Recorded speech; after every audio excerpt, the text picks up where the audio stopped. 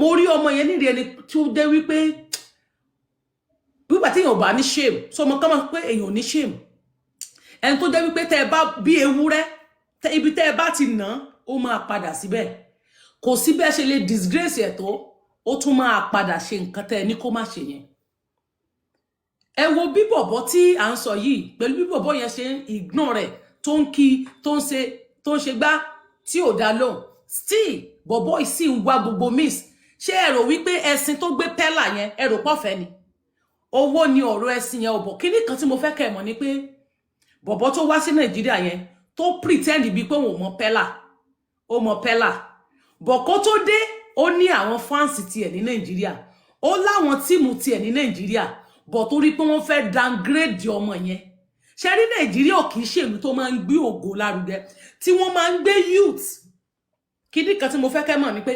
Nàìjíríà fẹ́ràn kan pọ́n orílẹ̀-èdè míì kan pọ́n ẹlòmíì lé ju àwọn ọmọ tí wọ́n lọ torí pé competitor ṣe rí industry tẹ́ wà yẹn the whole industry mo gbọ́ orin kan tí Asake àti Wizkid kọ tẹ́ bá gbọ́ lyrics orin yẹn níbì kan ó ní industry is a dark industry is a dark kilikili rikini kan wọ́n para wọn wọ́n sọ oríṣiríṣi síra wọn so kan take it easy because tẹ́ bá ń gbọ́ orin èmi ò kì í dédé gbọ́ orin lyrics orin lèmi máa ń listen sí mo máa ń listen sí lyrics àwọn ọ̀rọ̀ tó ń jáde ń bẹ̀ ń lèmi máa ń follow ṣé dẹ̀ mọ̀ pé tẹ́lẹ̀ before I don't even do that ta ló kọ́ mi béèyàn ṣe máa ń listen sí lyrics ọ̀rọ̀ Mohbad èmi náà máa ń jó fún beat ni mo máa ń jó sí tẹ́lẹ̀ tí n bá gbẹ́ ní beat bẹ́ẹ̀ tí n bá ti rí pé beat ni beat yìí bá jó mi dẹ́ mú jó sí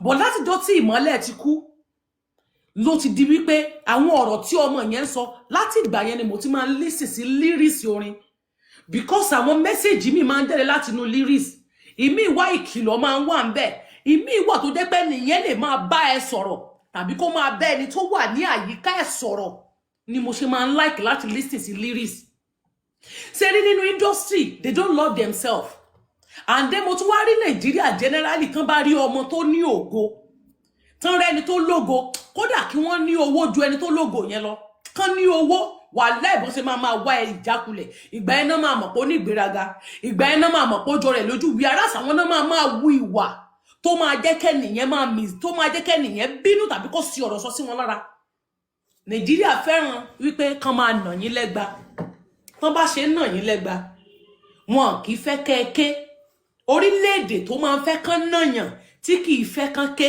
òun ní ọ̀pọ̀lọpọ̀ Nàìjà ṣe wá rí ọ̀pọ̀lọpọ̀ àwọn tó pera wọn ní fans tàbí àwọn ọmọ tó jẹ́ youth tó yẹ pé wọ́n rí ọmọ youth ẹgbẹ́ wọn tó ń dìde tó yẹ káwọn náà support ibẹ̀ lẹ ti máa rí wọn tó jẹ́ pé àwọn gan ló máa jẹ́ ní àkọ́kọ́ tó jẹ́ wípé àwọn gan tún àwọn náà máa lò fún commentator láti máa dá ògbólógbò wálẹ̀ àìmọye ẹni tó ti fi bully bẹ́ẹ̀ lómi bá sanra jù wọ́n á sọ ọ̀rọ̀ sí ẹlòmíì báyìí ẹlòmíì á dẹ̀ lọ para rẹ̀ dànù tán bá rẹni tó jẹ́ disability tó bọ́ sórí social media tó ń jó fúnra rẹ̀ tó múnú ara rẹ̀ dùn wọ́n á dẹ̀ sọ ọ̀rọ̀ ìbànújẹ́ sí ẹnìyẹn á dẹ̀ kò lórí life bá dẹ̀ máa bú sẹ́kún ṣé ilé ayé kan ṣoṣo yìí nínú ìlú tàwa tó yẹ pé ó yẹ ká gbéra wa lárugẹ tẹ́ bá ṣe ń wọlé ẹ bá mi double tap screen kẹ́ ẹ bá mi share now as I was saying mo rí pé ọmọ yẹn ó ń gbìyànjú gbogbo bó ṣe yẹ̀yẹ́ tó ọmọ yẹn tó gorí mọ́tò pé òun ṣàfẹ́ stream ẹ̀sẹ̀ tí n bá sọ fún pé àwọn báńsà tẹ́ gbé ọmọ yìí wọ́n dẹ̀ ń jù dànù ṣé pẹ́là náà wá kéré ni kì í ṣe wípé ọmọ yẹn kò mọ̀ wípé n tán ṣe fóun kò dáa bọ̀ torí wípé ó ń lé ògo tiẹ̀ kò wo ẹ̀sìn tí ẹ̀yin tẹ́ wà níta fi ń ṣe pẹ̀lú bẹ́ẹ̀ ṣe fi ń ṣe lẹ́yà pẹ̀lú bẹ́ẹ̀ ṣe ń bu tó even Aisha ló wá Nàìjíríà pẹ́là ló rìn ọmọ tó gbọ́n ni tẹ́ bá mọ ògo tó ń jẹ́ ògo gbà Aisha wá láti orílẹ̀-èdè tó wá sí Nàìjíríà ó fẹ́ wá fame má wàá jẹ́ kí n tàn ẹ́ pẹ́là ló wá ń rìn ọmọ yẹn jẹ́ kó yé yín pé àbẹ́tẹ̀ ń lo wà òun ló ní ìlú kò sí bó ṣe jù tó gbogbo tó ṣe yẹn pẹ́là mọ̀ọ́mọ̀ ń dá ògo yẹn gbà ni pé níṣẹ́ n tó ò bá fi lè gbà pé kò stream ẹ fíìmù tó ń sọ pé o fẹ́ ṣe àájọ fíìmù yẹn ni fíìmù tó wá méèkì yẹn àníṣe àjọ máa méèkì ẹ ni even Javis gan tó yẹ pé ó allow láti lè bá a ṣe papọ̀. Javis gan ọ̀rẹ́ tó Pella nínú situation tó lọ lọ́wọ́ ẹ̀. Newspaper wo ló gbé ní time tó sọ̀rọ̀ ẹ̀. Pella gan ni newspaper gbé papọ̀. Torọ́ ọmọ yẹn mọ̀ ó play maturity rẹ̀. Kò wò wípé ó dúró gbogbo bó ṣe ń lọ bá tó ń bẹ̀ báyìí pé jẹ́ kó ń bẹ aya photo tí bọ̀bọ̀ yẹn òun rò pé òun ò fẹ́. Ó ń ṣe competition pẹ̀lú ẹ̀ pé ògo náà lọ́mọ ẹ̀. Bọ̀ kò fẹ́ kó lò nínú ìwọ̀nba ògo rẹ̀ tó níyẹn. Bọ̀ Pella gba ògo rẹ̀, ó lo ògo tó time tó fẹ́ yẹn, ó lò. Mo wá rọ́pọ̀lọpọ̀ tó bẹ̀rẹ̀ sí ní ṣẹlẹ́yà. Ṣé newspaper ti gbé wọ? Ìwọ tó olórí ISO Pepe àbí kí lẹ ń pè? Ìwọ tó olórí ọmọ yẹn, ìwọ tó olódúró tì lẹ́gbẹ̀ẹ́, ìwọ tó lè ráàyè débi tó dé. Mélòó nínú yín ni paper gbé? But paper gbé Pella ó circulate. Ọmọ yẹn brand ambassador tí Pella máa tún gbà ní irú àná sí láti dọ́tọ́rọ̀ ìṣẹ̀lẹ̀. Ọmọ àwọn tó tún máa fún ní brand ambassador. Ọmọ àwọn tó tún máa fún ní tó yẹ pé tún máa pèsè nǹkan kan. Ọmọ iye owó tó ti wọnú àkáǹtì ẹ̀ lórí tó ṣeun. Even Kiki wọ́n tún máa fún ní owó kún owó sí. Ṣùgbọ́n ìwọ wá fi ń ṣe lẹ́yà ọmọ ọlọ́mọ ń wá owó ń wọ́ náà bí ó ṣe make orúkọ tiẹ̀ tí ó make owó. Ṣùgbọ́n títí tó ń rò wípé òun ignore Pella. Let me tell you something. Mo wá rọ́pọ̀lọpọ̀ àwọn èèyàn. Wọ́n ní Pella ti sọ̀rọ̀ sí bọ̀bọ́ yẹn tẹ́lẹ̀. Ẹni tó bá listen sí fídíò yẹn. I have the video here. Ẹni tó bá listen sí Pella ò sọ̀rọ̀ sí bọ̀bọ́ yẹn. Ohun tó ń sọ nínú ọ̀rọ̀ yẹn ni pé ó ní tí bọ̀bọ́ yẹn bá wá Nàìjíríà, ó máa ní you get out. Go and sit down. I will not talk to you. The reason is that bẹ́ẹ̀ bá ṣe rí mo kàn rí pé ọ̀pọ̀lọpọ̀ yín tẹ́ ẹjọ́ ọmọ Nigerian youth ẹ kórìíra ara yín. Ẹ kì í fẹ́ kí ògo ara yín kó tàn. Ẹ máa ń bínú ògo ara yín. Kí ló dé tẹ́ máa ń ṣe bẹ́ẹ̀? Kí ló dé tó yẹ pé ẹ máa ń ṣe pé ọmọ tẹ́ ẹ bá ti rí ẹgbẹ́ yín tó dìde tó ń ṣe àṣeyọrí?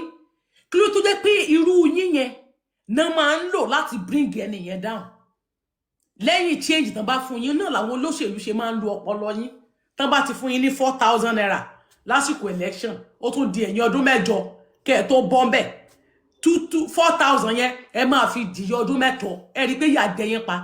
500 lọ́dún kan tẹ́ fi ń jìyà. Ṣé 500 lẹ́nu lọ́dún kan? Kádàrá ọdún mẹ́jọ náà máa fi gbà lọ́wọ́ yín. Ògo ọdún mẹ́jọ náà máa gbà kó nu ọdún yín tẹ́ máa lò láyé. Òun náà tó ń lò lọ́wọ́ ẹ̀ tó bá ti lè fún yín ní change díẹ̀, wọ́n á kó yín sínú group. Wọ́n á ní kẹ́ lọ máa dìtẹ̀ mẹ́ni tí ó ṣẹlẹ̀ dá yín. Ẹni tó jẹ́ wípé kò ràn yín tó ń ṣe ti ilé ayé tiẹ̀ tó mọ̀ yín rí rárá, ẹ̀yin ìka kàn bọ́ta, ẹ̀ kàn máa wá gbogbo ọmọ tó bá lógo bó ṣe máa wálẹ̀. Kúrítẹ̀ máa ń gbèrò kí ògo ológo wálẹ̀. Kúrítẹ̀ máa ń wò pé kó ògo wálẹ̀. Let me tell you something. This Pella you are talking about. Tí ìwọ máa sọ pé ó ní ìgbéraga jọ rẹ̀ lójú. Yes, everybody know because ọmọ kékeré ni. Ẹni tó bá lógo kò sí àfiwé tẹ́ kì í fi ìwé wọn. Kò dẹ̀ sí orí tó bá ní ògo orí ariwo ni. Now, bọ̀bọ́ yẹn rò wípé òun lè ṣe. Pella ń sọ nínú ọ̀rọ̀ yẹn, but the end of the video, mo rí ọ̀pọ̀lọpọ̀ tó kọ́ ti fídíò ìgbà tí Pella ẹ wá ní ẹ torí ọ̀rọ̀ tí Pella sọ nígbà náà. Ó ní bọ̀bọ́ yìí ò ṣe ta sí. Kò rí bẹ́ẹ̀ o. One, Pella ní bọ̀bọ́ yìí ló inspire òun tó ń fi lè ní YouTube. Torí ní ìjọ́ kan ènìyàn kan sọ̀rọ̀. Wọ́n ń sọ fún bọ̀bọ́ yẹn lábẹ́ comment wípé Pella kó stream pẹ̀lú Pella ó ní who is Pella. Ó gbà sí Google ó rí gbogbo ẹ̀ ó ní who is Pella. Ìgbà yẹn ni Pella wá message bọ̀bọ́ yẹn. Bọ̀bọ́ yẹn ṣe bí ẹni tí ò rí, ó ignore message yẹn kò dá lóhùn. Ó message a lot, bọ̀bọ́ yóò dá lóhùn. Ń ló mú Pella sọ ọ̀rọ̀ tó sọ níjọ́ yẹn pé òun message ẹ̀ kò down low tó ń bá rí òun máa ní kó get out because òun message ẹ̀ ó ignore message òun. Ń tó fa sábà bí ọ̀rọ̀ yẹn. Ẹ̀yin wá kọ́ ti orí ẹ̀. Ẹ wá fi sọ pé torí ẹ̀ ọ̀rọ̀ tó sọ orí kìíní ó tún wá dẹ̀yìn ọmọ Nàìjíríà lẹ́ ń bá so kọ́ ti ẹ̀. Ó sì dẹ̀yìn tẹ́ ẹ jẹ́ Nigerian youth lè gbé ògo àjòjì wá láti orílẹ̀-èdè bòmí. Àlejò wá sí orílẹ̀-èdè tiyín. Ó wá mú ọmọ ìlú yín, ó wá tẹ ojú ẹ̀ mọ́lẹ̀ rí pọ́ máa lè ló pọ̀ jù nú yín. Àlejò ó wá tẹ ojú ọmọ tiyín mọ́lẹ̀ nílùú yín. Ó yẹ̀yí ọmọ tiyín, àwọn báńsà wọn ń gbọ́ ọmọ yín wọ́n ń jù dànù fún àjòjì tó wá sí orílẹ̀-èdè yín. Ẹni tó jẹ́ pé yín fúnra yín gan ò lè dúró níwájú rẹ̀ kẹ́ ẹ kí kó dá yín lò.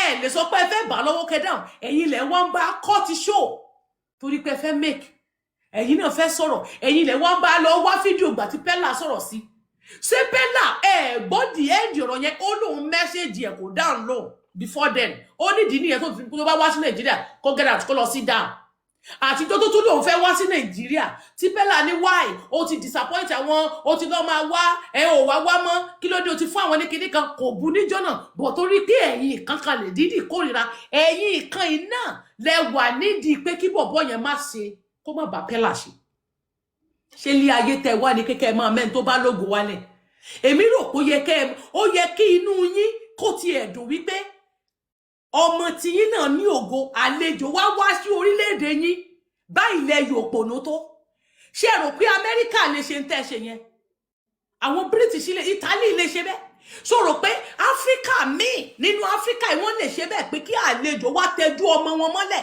ológo tó jẹ́ pé best streamer nínú ìlú tí wọ́n ó tún wá ń ṣe bí ìdọ̀dọ̀yọ̀ ẹgbẹ́jọ ni wọ́n 22 years old ní bọ̀bọ̀ yìí o bọ̀ tó rí pé òun kàwé so Pella ò fọ́dà Pella ti get SS3 bọ̀ kò fọ́dà mọ́ okay ìtorí ẹ̀ lẹ fi wò pé Pella is illiterate Pella wá ju ògo rẹ̀ ó gbé kalẹ̀ sẹ́gbẹ́ kan ó gbé pé òun ní owó ó jù dànù sí ẹ̀gbẹ́ kan ó wá fira rẹ̀ sí ipò ọmọdé yẹn ó wá ń ṣe báyìí fún ẹgbẹ́ rẹ̀ torí wípé bọ̀bọ̀ yẹn ó ní followers jùlọ ògo ni Pella o Pella náà kì í ṣe yẹn bẹ́ẹ̀ o ògo ló náà o òun náà ti meet a lot of people Pella ti meet a lot of people òun gan meet a lot of people nínú Nàìjíríà yìí bọ̀ torí pé Pella jí ọmọ kan tó jẹ́ wípé ó máa ń ṣe bí àwọn correction kan tí mo kàn mọ̀ pọ́n lè ṣe lára ẹ̀ ni pé tó bá ti rí èèyàn ńlá kó má ṣe kó má ṣe bí dìdìrìn kó compose ara ẹ̀ Pella is not 20 years torí nígbà tí Pella is not 20 years nígbà tí Destiny Boy kú tí wọ́n ní 21 years ní Destiny Boy ó lóun tiẹ̀ tó jù lọ wọ́n ní 21 years ní Destiny Boy ó ní 21 ó lóun tiẹ̀ jù lọ that means Pella is 22 years old kì í ṣe 20 years Pella is 22 nígbà tó kó tó wá di wípé wọ́n sọ pé 22 ni bọ̀bọ́ yìí ó ṣe fẹ́ wọ 23 ni bọ̀gbà tán ní 21 ni ó lóun tiẹ̀ jù lọ Pella is not 20 years okay go and check it it's not 20 years now let me tell you something àti wá o àti méjì ń tó fẹnu ara ẹ̀ sọ ni mo sọ ẹ lọ wo gbà tó ń sọ̀rọ̀ nípa Destiny Boy tóun àti Sandra Belede sọ̀rọ̀ ń tó sọ fún Sandra Belede ni pé ó ní sọmọ Destiny Boy tó kọrin ó ní ọmọ 21 years ó náà sọ pé kú ó lòun tiẹ̀ jù lọ so bó bá yẹ pé 21 years ni kò ní sọ wípé òun jù lọ but let's leave the age but Pella wá wo ògo tiẹ̀ Pella wá ń ṣe báyìí ó ń ṣe báyìí fún ẹni tó jẹ́ wípé wọ́n jọ jẹ́ sàwáwù tó yẹ pé Pella fúnra rẹ̀ gan òǹgò kìí ṣe ọmọ kékeré nínú streamer bóun gangan jẹ́ ògo lòun náà jẹ́ nínú orílẹ̀-èdè tiẹ̀ ó wá ń ṣe báyìí òun fẹ́ báyà fọ́tò ẹ tún wá ronú stress tí ọmọ yẹn go through wípé tún wá lọ wá ẹ̀sìn ṣé rí nílé ayé yìí ó ń ṣe mí ó ń gbà mí ó pọ̀ gan o now àwọn tó máa sọ fún bọ̀bọ̀ yẹn pé kó má dá Pella lóhùn àwọn ìkan náà máa sọ fún Pella wípé tún ṣe báyìí bọ̀ má jẹ́ kí n tọ́ ẹ Pella jí ọmọ tó jẹ́ pé ó ní ògo rẹ̀ ògo tẹ́ ẹ̀ fẹ́ kó lò pẹ̀lú so ó padà lò newspaper tẹ́ ẹ̀ fẹ́ kó gbé òun àti ẹ̀ paper padà gbé ṣebí kò streamu kò ní dì ṣebí ẹ fẹ́ kó streamu pẹ̀lú ẹ̀ ṣé streamu ò wá gbé bóun ò bá streamu ẹ̀ lórí page ẹ̀ gbogbo yín sáà lo content yẹn ẹ lò ó circulate Pella gan circulate gan ju ISO lọ torí drama tí show tí Pella ṣe kò síbi tí show wà tí Pella ò gbé ohun tí mo fi sọ fún onu pé ọmọ ọgbọ́n lọmọ tẹ́yin wò ẹ̀yin wọ́n fi ṣẹlẹ́yà wọ́n wá tẹjú yín mọ́lẹ̀ ní orílẹ̀-èdè yín ṣé rò pé Ghana wọ́n lè tẹjú ọmọ Ghana mọ́lẹ̀ bẹ́ẹ̀ yẹn èèyàn kan lè lọ Ghana kó jẹ́ pé best streamer wọn kí àjòjì kan wá tẹjú ọmọ wọn mọ́lẹ̀ kó ignore ọmọ wọn kó gbá wọn sẹ́gbẹ̀ báyìí ṣé rò pé máa take it easy fún ẹ̀yin lẹ tún wọ́n bá wọn circulate pé Pella kíní kan let me tell you something tẹ́ ẹ bá rí ọmọ tó ń struggle ẹ máa praise wọn tí ọmọdé bá ń struggle tí ò jalè Pella kì í ṣe ọmọ tó ń fa igbó ẹ rí ìmúra rẹ̀ bí ọmọ tó ń mu nǹkan ẹ rí nírí ọmọ tó ń fa nǹkan tó pẹ́ máa rí nínú ara ẹ rí bó ṣe ń ṣe tó ń ṣiṣẹ́ tiẹ̀ bó ṣe ń ṣe ilé ayé tiẹ̀ ló ṣe wá kí wá ló fẹ́ mú yín pé kẹ́ ẹ kórìíra rẹ̀ tó bá ń ṣe mistake you can correct him pé èé lè correct ẹ̀ tó ń tèmi rí inú ẹ̀ rí pé kó má ṣe bí dìdìrìn tó ló gbé ògùn ẹ̀ pamọ́ ṣe rí ìdí nìyẹn tẹ́ fi lè rí mi pé mi ń ṣe bí dọ̀dọ̀yọ̀ mi ń sáré tẹ̀lé olówó kiri mi ń sọ pé torí pé ó ń ṣoore fún mi kí wá di òpònú fún ẹ no I will respect you a respect bá fún yàn ni mo máa fún ọ bọ̀ pé kí n wá máa tẹ̀ mí lórí mọ́lẹ̀ torí pé ojú olórí ojú èèyàn ńlá kan kí n wá rírú àwọn olóṣèré àwọn actress bàbá ò kí n wá máa gbọ̀n kábẹ́ mi máa domi I don't have time for rubbish you have ògo èmi náà lógo mo lè má tì débi tó dé bọ̀ tí mo gbàdúrà pé mi náà máa ju bí tó wà lọ torí wípé mi ì ní bá tiẹ̀ jẹ́ nígbà tí n bá lérí pé wọ́n tó wà lókè kó jábọ́ èmi tí mò ń bọ̀ lẹ́yìn ò lè máa ronú pé kí n padà sẹ́yìn yẹn kí mi náà gbà ìdí nìyẹn tí mo fi sọ fẹ́yìn ọmọ Nàìjíríà tẹ́ ẹ bá rí anybody tó bá ń jẹjú yín tó bá ń tẹ ojú yín mọ́lẹ̀ lórílẹ̀‐èdè yín ẹ yé máa sọ̀pọ́ọ̀tì àjèjì ẹ̀ ń sọ̀pọ́ọ̀tì àlejò kó máa fọmọ yín sẹ̀sín ẹ rí pé ẹ̀ ní làákàyè ẹ̀yin lẹ̀ ń bá wọn kọ́ọ̀tì ibi tí Pella ti sọ̀rọ̀ bọ̀tẹ́ ẹ̀ kọ́ọ̀tì parí fídíò yẹn níbi tí Pella ti sọ pé inú tó ń bí wọn wípé kò dáhùn lóhùn mẹ́ṣẹ́jì ẹ̀ because wọ́n ń béèrè lọ́wọ́ òun tó wá kalẹ̀ dídì mẹ́ṣẹ́jì ẹ̀ ẹ jẹ́ ká ṣe jẹ́jẹ́ ayé ò ní sọ ògo àwọn ọmọ yín nù tẹ́ ẹ bá ti ń rọ́mọ ológo ẹ yé dojú ògo wọn bolẹ̀ tẹ́ ẹ bá ti ń ráwọn ọmọ ológo ẹ yé paná ògo wọn tí àwọn ọmọ yín bá ń dìde tẹ́ ẹ bá rí youth tó ń dìde ẹ máa gbé wọn nígbọ̀wọ́ wọ́n ní àgbájọwọ́ la fi ń sọ̀yà tẹ́yìn èèyàn bá gbé àwọn ọmọ yẹn nígbọ̀wọ́ ó ṣeéṣe kí àwọn yẹn náà débi tí àwọn bàbá tẹ́ ń wí yẹn dé àwọn ọmọ tó jẹ́ wípé wọ́n ń fi ojú ayé ara wọn wọ́n ń struggle fúnra wọn kì í ṣe wípé ẹ rí wọn níbi tán ti ń jalè àbí wọ́n ń ṣe amúrọ̀bà àbò ó mu gbó ó ń ṣubú kiri you don't see this boy there kí ló dé tẹ́ ẹ lè support wọn ni mo ṣe máa sọ pé no matter tí Portable ò bá ṣe Portable ó sì bẹ̀ wàláì olórin kẹ́ ẹ sọ pé olórin pàjáwìrì ni kẹ́ ẹ ní Portable ò dáa is the best torí wọn kò sẹ́nibọ́dì tó máa ní òun kọ orin fún Portable Portable is a writer ó write ó produce is a singer many people they are doing copy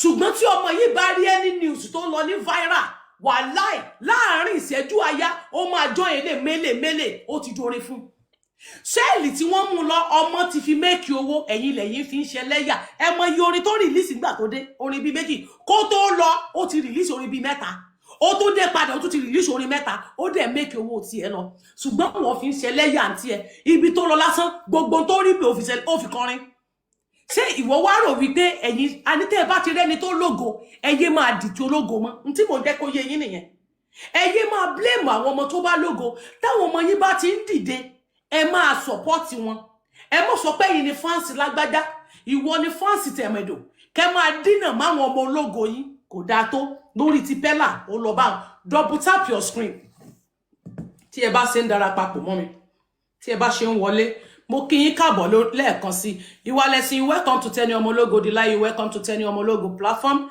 kindly double tap your screen please tẹ́ bá ṣe ń wọlé Honeyface you welcome lọ́lọ́ fi ń dára papọ̀ mọ́ mi ẹ bá mi double tap screen kẹ́ ẹ bá mi share Big Daddy ẹ káàbọ̀ sórí ìkànnì Tenny Ọmọlógo bí gbogbo yín bá ṣe ń wọlé ẹ bá mi share nítorí wípé I want to talk about the Seun Kuti then and the Wizkid I want to share my opinion tó dẹ̀ jẹ́ wípé ó máa yé gbogbo wa dáadáa ṣe rí nílé ayé yìí tí ẹ bá rẹ́ni tó ń là tẹ́ bá rẹ́ni tó ń dìde ẹ má máa jẹ́ ká jáyàn bọ́lẹ̀ ìwọ tó nísìn bí èmi ṣe wà èmi máa ń fèsì àwọn àgbàlagbà nínú ìjọba tí mo mọ̀ pé wọ́n ń wrong ẹni tó bá wrong nínú wọn èmi máa ń kó wọn pọ̀ ni a máa kó wọn pọ̀ tá bá rẹ́ni tó kọjá àyè rẹ̀ a máa kó pọ̀ so tí èèyàn kan bá wá bú bàbá tèmi màá bá forí sọlẹ̀ tí bàbá mi bá wrong ọmọ àǹtí mi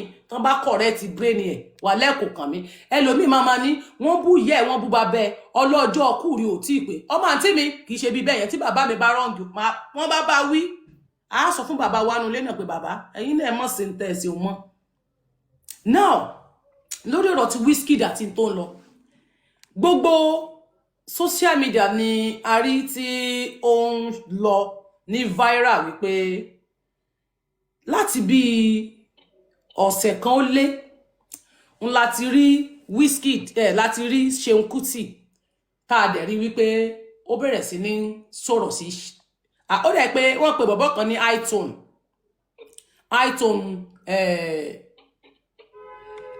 Wizkid bọ̀bọ́ yẹn ló sọ̀rọ̀ nígbà tí Wizkid kọrin òun ló kọ́ sọ̀rọ̀ pé Wizkid is better than Fela is like Fela kò tiẹ̀ ló better gan like Fela ni ó fi wé Fela bọ̀bọ́ iTone ń ló fi Wizkid wé Fela kì í ṣe pé Wizkid gangan ló jáde ló sọ̀rọ̀ after yẹn Seun Kuti jáde for the 5 days bó ṣe ń kó fún gbogbo àwọn fancy Wizkid bẹ́ẹ̀ ló ń kó fún Wizkid fúnra rẹ̀ bẹ́ẹ̀ ló ń kó fún everybody later bọ̀bọ́ yẹn wá sọ̀rọ̀ kan gbàm bọ́ǹbù ẹyọ kan lójú lẹ́lẹ̀ ó kọ́kọ́ sọ̀kan ó ní gbogbo ní Fela ó ń fight fún freedom but Seun ó ń fight fún olóṣó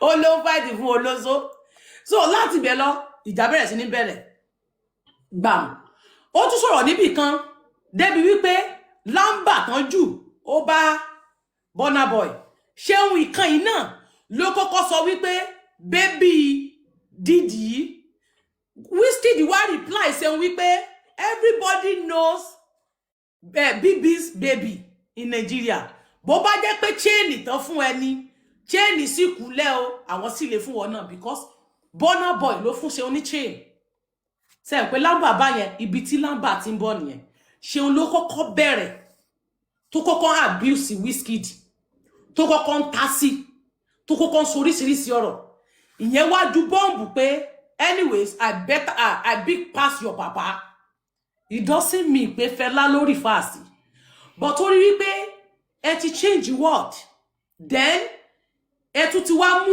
ọ̀rọ̀ yẹn ní kokoko let me narrate it in 2 ways ṣé mọ̀ pé ẹ̀yin ọmọ ayé ìsìn àwa ayé ìsìn mo jẹ́ kí n sọ pé àwọn ọmọ ayé ìsìn àwa generally ìsìn tá bá fẹ́ ta síra wa jẹjẹ àwọn ọmọ tó wà níta àwọn ọmọ ta àwọn tó wà lórí street tán bá fẹ́ ta síra wọ́n lè ní sórí ìyẹ́ ẹ̀ pé ṣá máa gbẹ́ tí ìyẹ́ ẹ̀ sìn ṣé does that mean pé ìyẹ́ ẹ̀ ló fẹ́ gbá létí yẹn nǹkan ṣe ìyẹ́ ẹ̀ àbórí ìyẹ́ ẹ̀ dàrú ni agbáyẹ́ ẹ̀ nígò lórí máa fọ́ etí ìyẹ́ ṣé does that mean pé ìyẹ́ ẹ̀ ló fẹ́ lọ fọ́ létí tẹ́ bọ́mọ yẹn ló wà wájú ẹ̀ ṣé bẹ́ẹ̀ ni ìyẹn ló ń bẹ ní iwájú ẹ̀ tó ń bá wí ókè ṣé wọn àti ẹ̀ náà jọ ní issue náà jọ ń sọ̀rọ̀ but torí pé slang of ọmọ ọ̀ta onígbó tó jọ ń fa gbọ́nlá tó ń bẹ nínú ara wọn Gen Z tó wà ń bẹ̀ òun ni Wizkid fi sọ̀rọ̀ statement yẹn pé I big pass your baba kò mí ipò tóbi ju Fela lọ ló ń sọ yẹn kò mí ipò tóbi ju Fela lọ but torí pé Seun jẹ́ ẹ̀dá kan tó jó ní lára gbogbo ẹnu mi ni mo fi sọ Seun is a jealous person human being onílára ni Seun tó bá ń gbọ́ kó tó máa tún mi gbọ́ ìlara Seun ti pọ̀ jù Seun jẹ́ ẹ̀dá tó jẹ́ wípé anybody tó bá ń ṣe tó bá jẹ́ pé tí wọ́n bá ti rí pé ó ń ṣe ó ń lo afrobeat wọn kì í gbà kí ẹnìyẹn gbérí wọ́n máa ń make sure pé wọ́n gbá ẹnìyẹn palẹ̀ ṣé rí pé gbogbo ilé tí Seun pé kinní kan Wizkid ń wá sí kinní kan Seun ò like ẹ̀ explain Seun ò like ẹ̀ gbogbo ẹnu mi ni mo fi ń sọ mo ti ń sọ ọjọ́ èní ti pẹ́ Ọlọ́run mo ti ń sọ ọjọ́ tí ìfún ti máa sọ tinú mi sí Seun tó bá ń gbọ́ kó láti ẹ̀ kó máa gbọ́ so dìgbà tó bá bugi jẹ wàá bọ́ta ìwọ náà ń sọ̀rọ̀ sí ṣé bàbá Adébóyè so mọ̀ pé wòlíì àwọn èèyàn kan ni àwọn kan wà àwọn ẹ̀dá kan wà tí wọ́n bọ̀wọ̀ fún bàbá Adébóyè tó ń rí yẹn Ofasia ni nínú ìjọ tiẹ̀ Fonda ni nínú ìjọ tiẹ̀ àwọn orílẹ̀-èdè kan wà tí wọ́n ní ìbọ̀wọ̀ fún níbi tó kò síbi tí bàbá Adébóyè ò ní church dé lágbàáyé àwọn wòlíì kan wà kan bọ̀wọ̀ fún ìwọ jáde ó sọ̀rọ̀ sí anyhow ṣé bàbá Adébóyè ò lọ́mọ ṣé Adébóyè ò ní ọmọ wọ́n fi sọ̀sùn wọ́n fi para one oni ìwọ direct sí wọn ní o tó ro dárúkọ Adébóyè ó fèsì ẹ̀ direct mi ò sọ̀rọ̀ sí àkọ́kọ́ Wizkid tó wá sọ pé I big pass your baba torí wípé àwọn tó fi Fẹlá wé Wizkid iTunes tó fi Fẹlá wé Wizkid tó ń fún lépè tó ń fún Wizkid ó wá ta sí Wizkid because ó kanlẹ̀ tí ń wá jà bọ̀bọ̀ yẹn ti pẹ́ ó bó bá yẹ pé Wizkid mọ̀ wípé èmi dẹ̀ mọ̀ pé ó máa mọ̀ ó mọ̀ pé ó ní lára but ó mọ̀ yẹn kàn ń wo ti irú àwọn Mr. Fẹ́mi Kuti irú àwọn ọmọ Yẹni Kuti gbogbo irú àwọn tó jà àǹtí ẹ̀ àwọn ẹ̀gbọ́n ẹ̀ tí wọ́n dẹ̀ náìsì sí ń ló máa wò tó máa fi pẹ́ wèrè ara ẹ̀ sílẹ̀ tó máa wò pé igbá tó mu jọ àwòkọ́ṣe wo ló ń bẹ lára Ṣeun tí èèyàn lè sọ wípé òun bímọ òun fẹ́ kí wọ́n rí lára rẹ̀ torí wọ́n náà ṣe bí pé òun jà fún ìlú Ṣeun you are not fighting for anything you are not fighting for Nigeria. Princess Omolola, you are welcome. Mr. Adeleke, Ṣeun, you are not fighting for anybody. You are fighting for your pocket. Súrà ere wo ló ń bẹ lára tó fẹ́ sọ wípé kí àwọn èèyàn ju pé kó má fún rẹ̀ ló ṣoògùn fún rẹ̀ kò sí anybody tí ó mọ bí tó ti rajà. A máa ń pàdé níbi tó ti máa rajà. Of course, tí wọ́n náà ti máa lọ ṣáṣẹ́ fún rẹ̀ ló ní àkáǹtì tiẹ̀ tí wọ́n náà máa ṣáṣẹ́. Ṣé wọ́n tó lè gbé babaláwo wá sórí life? So gbé babaláwo wá sínú ilé lánàá. Ṣeun, let me tell you something. Ìlara ẹ ti pọ̀ jù. O máa ní lára gan. Ọmọ tó lè sọ̀rọ̀ pé easy ni kéèyàn tó lè gbé irin tó ní iná nínú tó wá ya tattoo bàbá yín. Ó wá ní kílódé tí ò ya tattoo bàbá rẹ̀ tí bàbá rẹ̀ bá dá. Bàbá oní bàbá tí ò sí because bàbá rẹ̀ ò kìí ṣe legend ni. Tí bàbá rẹ̀ bá jẹ́ legend, wà ní ó máa ya tattoo bàbá rẹ̀ sọ́wọ́. Irú ọmọ Wizkid ní ìsìn tó dìde tó náà bá grow up tí bàbá ẹ̀ bá lọ òun náà máa yẹ ó mọ̀ pé legend ni bàbá òun a máa fi yẹn rántí bàbá ẹ̀ a máa fi yẹn rántí ẹ̀ láíláíláíláí ni títí láíláí òun ló dàbí àwọn tó jẹ́ wípé wọ́n máa ń ya fọ́tò àwọn legend sára wọ́n máa ń ya tattoo àwọn legend wọn sára torí pé wọ́n respect iṣẹ́ wọn wọ́n respect wọn èèyàn gbé tattoo bàbá yín sára Ṣeun I will play some of your videos àwọn ọ̀rọ̀ òṣì àwọn ọ̀rọ̀ òpònú tó ń jáde lẹ́nu ẹ téèyàn fi máa mọ̀ pé ọ̀rọ̀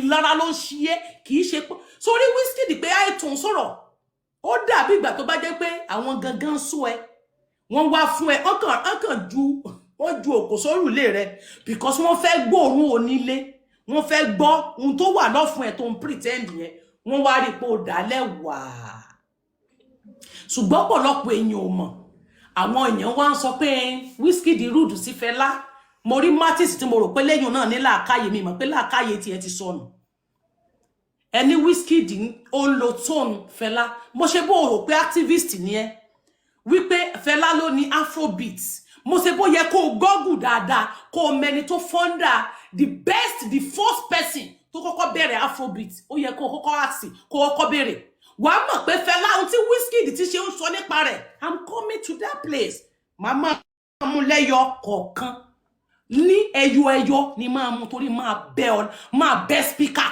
mo máa sọ ẹ̀ lọ́ọ̀tì sí Ṣeun lórí àti ẹ̀yin onílara tó jẹ́ pé tí ọmọ kékeré bá ti ń dìde kì í fẹ́ kí wọ́n ga tẹ́yìn bá ti débì kan kì í fẹ́ kí wọ́n tó yín tàbí kí wọ́n jù yín lọ máa fẹ́ kẹ́nìyàn máa ráre níwájú yín which is no. Wizkid sọ̀rọ̀ yẹn ó ní I built past your papa it doesn't mean pé Fẹlá lórí verse kò dárúkọ Fẹlá ní anywhere kódò tó sọ níbì kan pé Fẹlá is fighting for freedom ó ní Ṣeun fight for olóṣó ṣé ẹni tó disrespect èèyàn tó gbé tattoo ẹni yẹn sí ara tó dẹ̀ ń praise ẹ̀ nínú gbogbo orin according to Fẹ́mi Kuti ó ní Wizkid ó máa ń accolade táwọn bá fẹ́ ṣe anything nínú shrine ó ní kódà tí Wizkid ò bá sí ní ilé tó bá wà labroad ó máa pè ó dẹ̀ máa fe ohun tó yẹ kó ṣe yẹn mi kó máa fowó tó yẹ kó fi ránṣẹ́ sí ó respect àwọn ó fún àwọn ní ọ̀wọ̀ wọn kí wá ní ìlara tiẹ̀ ṣe torí wípé bọ̀bọ̀ yẹn ń gba award Grammy oní bàbá yín ló yẹ kó máa gba Grammy yẹn ṣé bàbá yín tí ò sí láyé mọ́ ló máa gba Grammy ẹni tí kú lé Ṣeun tó tí kò bá sí wípé Kuti wà nínú orúkọ ẹ tí kò bá jẹ́ wípé a fi Kuti sí ẹ̀yìn orúkọ ẹ tó bá jẹ́ normal olórin wà lẹ́kọ̀ọ́ sẹ́ni tó lè pè é fọlórin jọ orin wo ló ń kọ tínú ẹ̀ ń dùn Wizkid tó ń sọ nípa rẹ̀ yìí ó wá ẹ jẹ́ ká play díẹ̀ nínú fídíò ṣeun ẹ jẹ́ ká play díẹ̀ so that ká má rojọ́ jìnnà. Let's play little bit mo ń bọ̀.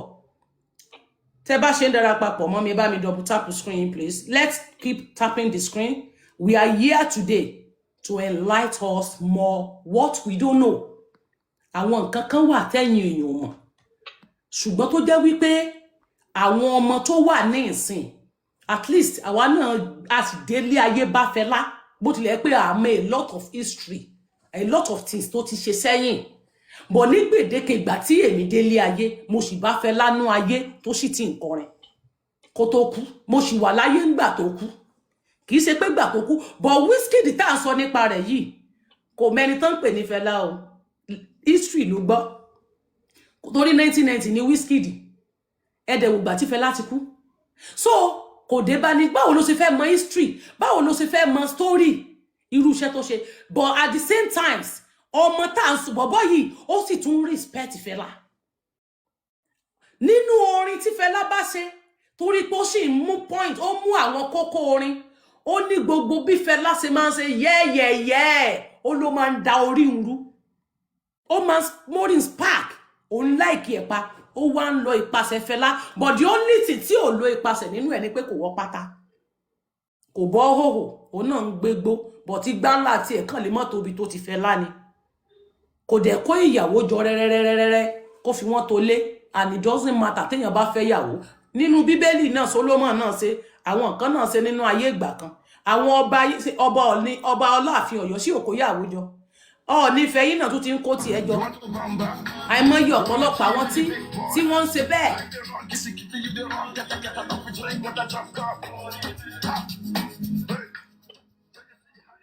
àìmọye ọ̀pọ̀lọpọ̀ tí wọ́n ṣe bẹ́ẹ̀ tó bá ṣe wọlé bá mi tap screen ń bọ̀. mo fẹ́ play fídíò ká analyze fídíò yìí díẹ̀ kí n tó wá bọ́ síbi tí mò ń lọ. Wizkid wá sọ ẹ́ di wèrè sí o ọ̀rọ̀ ẹnu Wizkid náà dá ọlọ́run bọ́ǹbù ni ọmọ tó ti ń sọ̀rọ̀ burúkú sí odidi ọjọ́ 5 ó fún jẹ ọ̀rọ̀ kan péré ló sọ ó dẹ̀ scatter table social media dẹ̀ fọ́pọ̀ kò dárúkọ Fẹlá o kò sí ibi tí Wizkid ti sọ wípé Fẹlá òun tóbi ju Fẹlá lọ ó ní I big pass your papa it doesn't mean pé Fẹlá ló reverse ṣe bẹ́ẹ̀ yìí náà máa ń lo tongue ẹ máa ń lo slang yẹn slang ni lolo the slang you people are using ń lò náà ń lò fún yín pé mo jù ẹ́ ìwọ gẹ́gẹ́ ló ń bá wí pọ̀ tó bi jù ẹ́ lọ kò mí ìpè Fẹlá but ẹ ti change ẹ̀ mọ́ lọ́wọ́ ó kúkú wá sọ fún pé okay lọ kú ó ní full at 40 I be pass your baba full go and die lọ kú tó bá yẹ pé nǹkan tó fẹ́ nu yá òun ti wá sọ́nsìn tún lọ sí nǹkan tó bá fẹ́ ṣe ìwọ ló fà á you provoke that boy ṣeun ó máa ti ń oppress àwọn èèyàn jù not only Wizkid ẹ máa oppress you said you are fighting ṣé Fẹlá nígbà tí Fẹlá wà láyé ṣé Fẹlá máa oppress àwọn youth ìwọ láwọn èèyàn ṣe nonsense ó wá mú gbogbo àwọn orí tí wọ́n bú ẹ ó wá bẹ̀rẹ̀ sí ní gbéyàwó ó ń gbé wọn ṣépè tìyàtìyà ó mọ̀ búyà àwọn èèyàn náà bó ṣe ń bú bàbá wọn ló ń búyà wọn wọ́n wá ń sọ̀rọ̀ sí wọn wọ́n kàn sọ pé wọ́n bí jù bàbá ẹ lọ ó wá fẹ́ parẹ́ ẹ dànù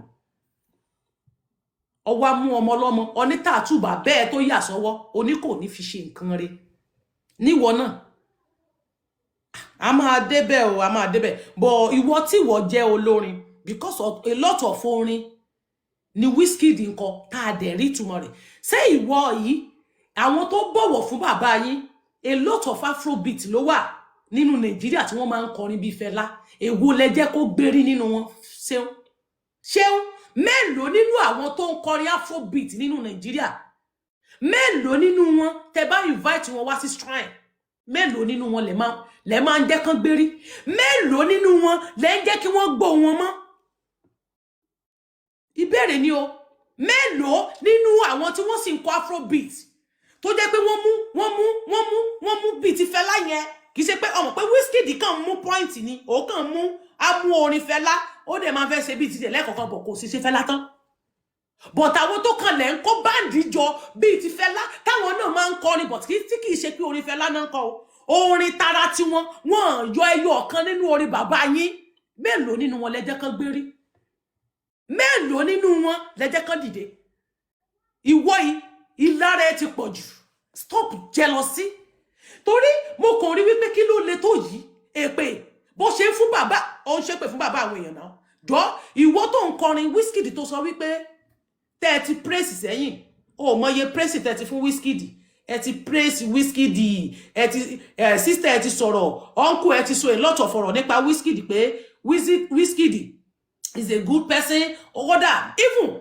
nígbà tí mo google rẹ̀ wípé who is the best kini lọ́wọ́lọ́wọ́ báyìí Wizkid náà gbé jáde wọ́n kọ́kọ́ nígbà tó yẹ tó kó àwọn mẹ́ta jáde wọ́n kó Davido wọ́n kó Burna Boy but Wizkid is number 1 ṣé ìyẹn ni jealousy tó ń ṣe ẹ́ pé Wizkid is number 1 inú Afrobeat lọ́wọ́ ẹ̀ torí Wizkid nítorí ṣáì bàbá yín ti lọ ayé ò gbọ́ orin bàbá yín mọ́ ìwọ tó wá jí ọmọ bàbá ẹ̀yin tẹ́ jí ọmọ wọn tó yẹ kó jẹ́ wípé ìwọ tó lóhùn kọ tó jẹ́ pé àwọn orin tí bàbá yín tó ti kọ ní ìgbà náà tó yẹ kó máa wá lò nísìn ẹni show tó bá ń lọ kó dúró fún bàbá ẹ nísìn kẹ́ wá máa tún orin yẹn gbé jáde kó máa ta ló ìjọ wo lẹ́sẹ̀ ìjọ ẹ̀yin tẹ́ ń pera yín ní ọmọ bàbá mo fẹ́ bi yín léèrè kí ni nǹkan tẹ́ ẹ fẹ́ sọ wípé ìjọ wo lẹ fi sílẹ̀ gbà tí Abíọ́lá kú gbogbo èèyàn ló ń sọ nípa June 12 gbogbo èèyàn ló mú June 12 tí wọ́n fi ń ṣe celebration wo lẹ́yìn request fún lọ́wọ́ government pé ẹ fẹ́ máa celebrate bàbá yín every year ṣé celebrate bàbá yín tí gbogbo àgbáyé dẹ̀ máa gbọ́ tó máa dàbí pé bí holiday ṣé bàbá yín nìkan lolórin tí ó máa kọ́kọ́ kú tó jẹ́ legend ṣé bàbá yín lẹ́ni àkọ́kọ́ tó máa kọ́kọ́ kú o tó jẹ́ legend o gbogbo àwọn Orlando legend ni wọ́n o Barrister gan legend náà ni wọ́n Barrister gan fi orin títí ẹ̀ náà ń bájọba wíńgbà mi ọmọ Nàìjíríà yóò tún fi kìlọ̀ fún wa òṣèlú Nàìjíríà níbo là ń lọ o pàràǹpàpàǹ olórí Nàìjíríà níbi tẹ́ bá ń kó wa rè kẹ́ wí fún wa náà pàràrà kọ́lọ́n Bàrí náà kọrin fún Nàìjíríà bàbá yìí nìkan kọ́ ló advocate Fẹlá nìkan kọ́ ló jẹ́ advocate ló sọ̀rọ̀ nípa revolution bàbá Barrister náà ṣe tiẹ̀ Barrister ó náà advocate o no be your papa no be only your papa ló jẹ́ wípé ìjọba tó wá ṣe jàmbá fún bàbá yín ẹni ìjọba ṣe jàmbá ìjọba arrest bàbá yín several times ló ń lọ sẹ́wọ̀n torí pé ń bá ìjọba wí ṣé yẹn nìkan níjọba fi ń gbé Fẹlá kí ní ọwọ́ rẹ̀ ìgbà ńlá gbogbo tó ń gbé tó jọ àwòkọ́ṣe wo lẹ fẹ́ sọ wípé èèyàn lè rí lára Fẹlá nígbà tó Fẹlá wà láyé I'm sorry to say yes is a legend mi ilẹ̀ ever láyé bímọ kí n sọ pé kí ọmọ mi máa ṣe kó wo àwòkọ́ṣe Fẹlá ṣé pátá tí bàbá ń wọ̀ ni mo fẹ́ sọ pé ó ní àwòkọ́ṣe ṣé yóò mọ̀ pé orin tí Fẹlá ń kọ orin tó ní làákàyè ni àwọn ọ̀rọ̀ tí Fẹlá ń sọ àwọn ọ̀rọ̀ tó ní ọgbọ́n gbogbo àkíyèsí rẹ̀ ọ̀rọ̀ tó dáa ni but igbá tí bàbá yín mu igbó àwọn ọjà tí bàbá yín ń gbé tó ń jẹ ní gbangba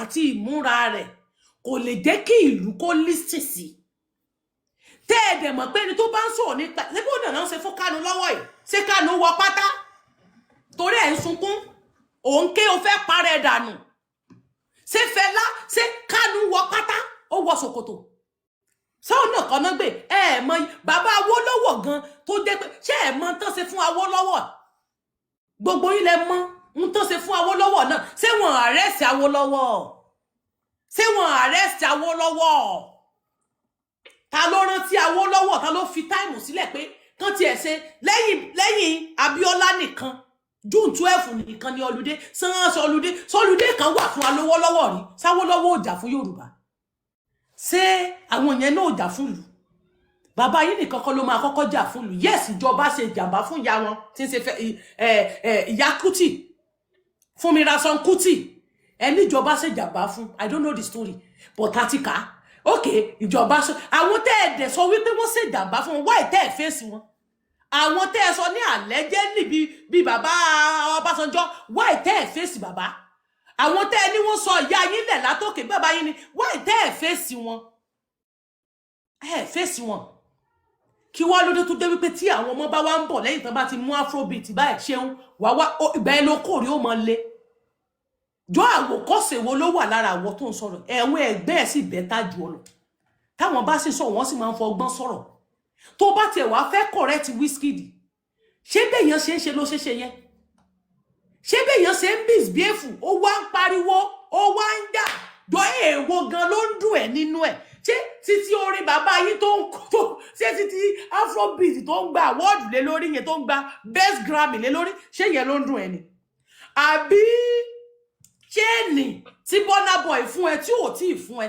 ṣé yẹn ló ń dùn ẹ ni torí mo sì gbọ́ tí ọ̀nkù yín ṣeun ọ̀nkù Fẹ́mi àwọn sọ̀rọ̀ wípé Wizkid sì máa ń pè ó máa ń ṣe right ẹ̀ so kí wá ló fàjà ẹni tẹ́ ẹ sọ pé ó ti dàbí family ẹni tẹ́ ẹ sọ pé ẹ mú ní mu family tó bá ti wrong why tẹ́ ẹ gbé wá sí àárín yín bẹ̀ yẹn kẹ́ wá bá wí kẹ́ ẹ sọ̀rọ̀ sí pé èèyàn kì í sọ bẹ́ẹ̀ báwo ló ṣe máa sọ wípé ojú bàbá lọ ṣé ká sọ fún ẹ tó ń tàn wá ni àdẹ̀mú ẹni mú ara àta family ni wá kí wá ní tàtú bàbá wá mẹ́gbà tó bá lójú bàbá lọ lóòótọ́ bàbá ti kú ṣùgbọ́n kò yẹ kó sọ bẹ́ẹ̀ torí àwọn èèyàn kan yé máa fẹnu sátà bàbá tẹ́ bá wí pẹ̀lú ìfẹ́ ṣùgbọ́n ìwọ ṣe bẹ́ẹ̀ mo mọ̀ pé jealousy Wizkid ló ń ṣe ẹ́ ò dẹ̀ kọ́ ẹ jẹ́ ká gbọ́ orin Ṣeun ẹ jẹ́ ká gbọ́ díẹ̀ nínú orin Ṣeun ẹ̀yin ará mi ẹni tẹ́ ẹ bá ti fẹ́ pe olórin tẹ́ ẹ bá ti ṣèkó mọ aráàlú ẹ dákun torí Ọlọ́run ẹ jẹ́ ká play orin ẹni tó pèrè ẹ̀ ní ọmọ Fẹlá o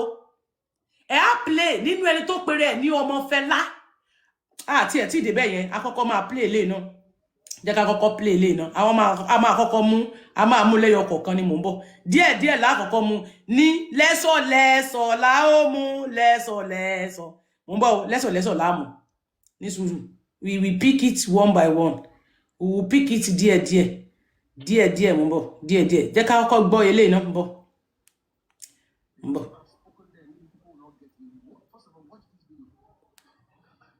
Adeboye, they pray for the woman. They pray. They do everything. Say she go dey okay. She will not die. First of all, speaking in tongues. How childish is that? Do you?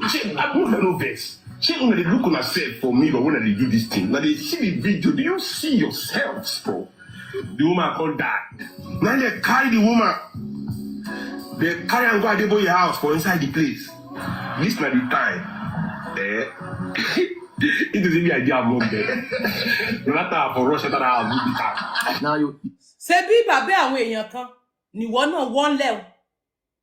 Ṣé iṣẹ́ tiẹ̀ tó ń mọ̀ ṣe iṣẹ́ títí Adébóyè tí Adébóyè mọ̀ ṣe tó ń ṣiṣẹ́ tiẹ̀ lé lórí ibi wọ́n náà downgrade owó ọlẹ́ pẹ̀lú tó ló mọ̀ ṣe ń tiẹ̀. I'm not in support of anything tán bá ṣe but wọ́n náà downgrade ẹ̀ ó lè correct ẹ̀.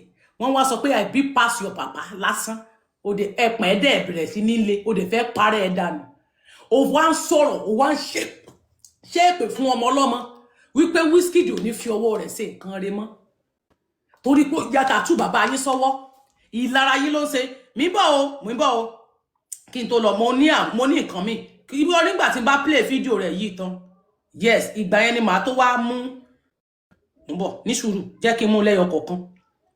I'm going to pick it one by one. One by one. Bo, ba gbele yo kokan si.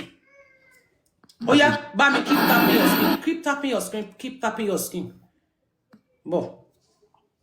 E mo bi tí mo gbogbo e mo fi pamọ́. Gbogbo e ni mo pick mo fi pamọ́ le yo kokan. Oh yeah. Nǹkan tí mo fẹ́ ti ṣẹlẹ̀. Aha, ibi ni. Nǹkan tí mo fẹ́ ti ṣẹlẹ̀. Your game of replacing Fela has been stopped. Your infiltrate. Ẹ máa gbọ́ bẹ̀ yẹn o, ẹ máa gbọ́ o. Ó ní nǹkan tó ń fẹ́ ó ti ṣẹlẹ̀ because ó ń sọ Wizkid hallelujah o. Bí bọ̀bọ̀ yẹn ṣe ń ṣe tí wọ́n fún ní Grammy gbogbo bó ṣe ó ń ta Ṣeun lára. Ṣeun fẹ́ máa gba Grammy yẹn ní orúkọ òkú tó ti kú. Ó fẹ́ gba Grammy. Tó bá need the Grammy yẹn, you will work on it.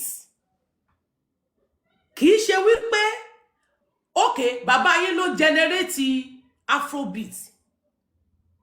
But kò mean wípé Afrobeat tá ń sọ nípa rẹ̀ yìí. Gbogbo orin tí bọ̀bọ́ yìí kọ yìí, ohun tí bọ̀bọ́ yìí lò, ohun bàbá yín ló ń lò. No. Kò lò ohun bàbá yín o. Kò lò tone bàbá yín o. Ìlù tó ń bá lù lọ́dọ̀ títí ẹ̀. Àwọn tí ẹ̀ náà máa lùlù tí ẹ o. Bó tilẹ̀ pé bàbá yín ló ní Afrobeat. Bàbá yín dẹ̀ nìkan kọ́ ló kọ́kọ́ bẹ̀rẹ̀. A máa sọ̀rọ̀ lẹ́nìí sẹ́ ẹni tó ní Afrobeat. Bí bàbá yín náà ṣe wà ń gbà náà tẹ́ ní Wizkid wà. Kí ni rísì pé n tó fẹ́ kó ṣẹlẹ̀? Sorry statement tó sọ ẹ ṣeun. Ó fi hàn wípé o ti ń sọ bọ̀bọ̀ yẹn tipẹ́ fún ẹni tó bá ní làákàyè. O ti ń sọ ọmọ yẹn tipẹ́. Listen to yourself. Nǹkan tí mo fẹ́ ti ṣẹlẹ̀. Nǹkan tí mo fẹ́ ti ṣẹlẹ̀. Your game of replacing Fela has been stopped. Your infiltration of my family, of our life, of our legacy, we don't expose them. Nobody in my family will ever take you serious. Nobody in the world will take you serious when you try to leech off that legacy again. You know that? Can you hear that? Ṣé ẹ rí pé lára nìyẹn? Mo sọ fún pé bọ̀bọ̀ yìí ọ̀tọ̀ ni tó ń jà fún. Hallelujah, má sùn. Ẹ má sùn. Ṣé ń sùn ni ẹ má sùn ẹ̀yin ọmọ ìjọ mi. Ẹ lè bá mi keep tapping me. Má sùn ọmọ ìjọ mi, má sùn. Ọmọ ìjọ mi lògò kó jókòó bó bá ṣe mu kọfí lálẹ́ yìí. Má sùn. Lọ́rẹ̀ mu Lipton tea. Ṣé kò ti yé yín sìn? Joy Bright Collection. You welcome to tell you ọmọ ológo dákun bá double tap screen tí ò ní yẹ. Ṣé yín náà ti wá rí ní ìsìn wípé ìlara nìyẹn ṣé ó fi rẹ̀ hàn. Ó ní gbogbo family yín lè má take it kiri kan o, but for Wizkid fún pé ó fẹ́ replace legacy Fela. How come? Tó ṣe máa rí sórúkọ wọn papọ̀ ni. Ṣé ìṣe Wizkid ó papọ̀ mọ́ tiẹ̀? But torí pé bọ̀bọ́ yẹn lo Afrobeat. Fún ọ̀rọ̀ Afrobeat, beat tí bọ̀bọ́ yẹn ń lò. N ló fi di pé ó fẹ́ replace Fela. Mo sọ̀rọ̀ níjọ́ òun bẹ̀yẹn mo ń pé ọ̀rọ̀ sọ mo ní ṣe is a jealous person. Gbogbo àwọn tẹ́ rò pọ́n kọrin bí bàbá wọn ẹnìkan mẹ́nìkan jáde. Tí bá ṣe pé làákàyè ẹlòmíì ti lọ. Tí ènìyàn bá ń kọrin, okay bàbá yín ní nǹkan. Ó sọ ó create okay ká gbà pé bàbá yín create band. Kì í ṣe pé band bàbá yín náà lò lọ. Bàbá yín ò lò kì í ṣe band bàbá yín o. Wọ́n kó èrò jọ káwọn náà máa wọ pátá o. Kí wọ́n máa wọ sọ kán máa kun nǹkan sójú bí bàbá yín o. No, àwọn náà ń lo tone ẹ̀. Wọ́n kàn mú nínú direction ẹ̀ tán fi ń kọrin. Bí irú kí náà porúkọ rẹ̀ irú Davido sìn kẹwàá ló ń ṣe bí Fela. Ó kàn mú nínú àwọn orin míì. Even ẹni tí mo tún lè sọ pé ó tún fẹ́ máa ṣe bí tiẹ̀ ní Burna Boy because tí Burna Boy bá dẹ̀ fẹ́ máa ṣe bí títí ẹ̀ gan pẹ̀lú tó fẹ́ máa kọ́ àwọn báńdì púpọ̀ jọ. Ìyá Burna Boy dancer ní lẹ́yìn Fela tẹ́lẹ̀. Go and Google it. Ìyá Burna Boy dancer ní ọ̀dọ̀ Fela nígbà náà lọ. So tó bá wá ń lo step yẹn, ó fi ń ṣe legacy ọ̀gá wọn ni. Ó fi ń keep legacy ọ̀gá wọn. Kò dẹ̀ sí anybody nínú wọn tó fẹ́ sọ pé àwọn fẹ́ di Fela. Tí wọ́n bá tiẹ̀ wá rẹ́ni tó ń kọrin bí Fela, tẹ́ bá rẹ́ni tó ń behave bí Fela, ó yẹ kí inú yín máa dùn ni nítorí wípé orúkọ yín ò fi ní parẹ́ ni. But wo ṣe bẹ́ẹ̀ lára ni wọ́n fi ṣe. Ẹ fi ń gbá wọn wọlé ni. Ẹni wọ́n fẹ́ gba legacy bàbá yín. Ṣé ẹni tó bá ń kọrin bí Fela, tó ń behave bí Fela, tó ń lo Afrobeat, kò sí bọ́n ṣe máa ṣe. Gbogbo wọn sì ń pay respect fún Fela. Gbogbo wọn sì ń respect Fela. Kò sí kankan nínú wọn tó downgrade Fela. Kò sí anybody nínú wọn tó downgrade Fela. But you, Ṣeun, ìlàrẹ̀, gbọ́rọ̀ tó sọ, ó ní, ó fẹ́ replace rẹ̀. Gbọ́ mi, ó yá, listen. Mo lè ní tattoo tó fi sọ́wọ́ yẹn sẹ́.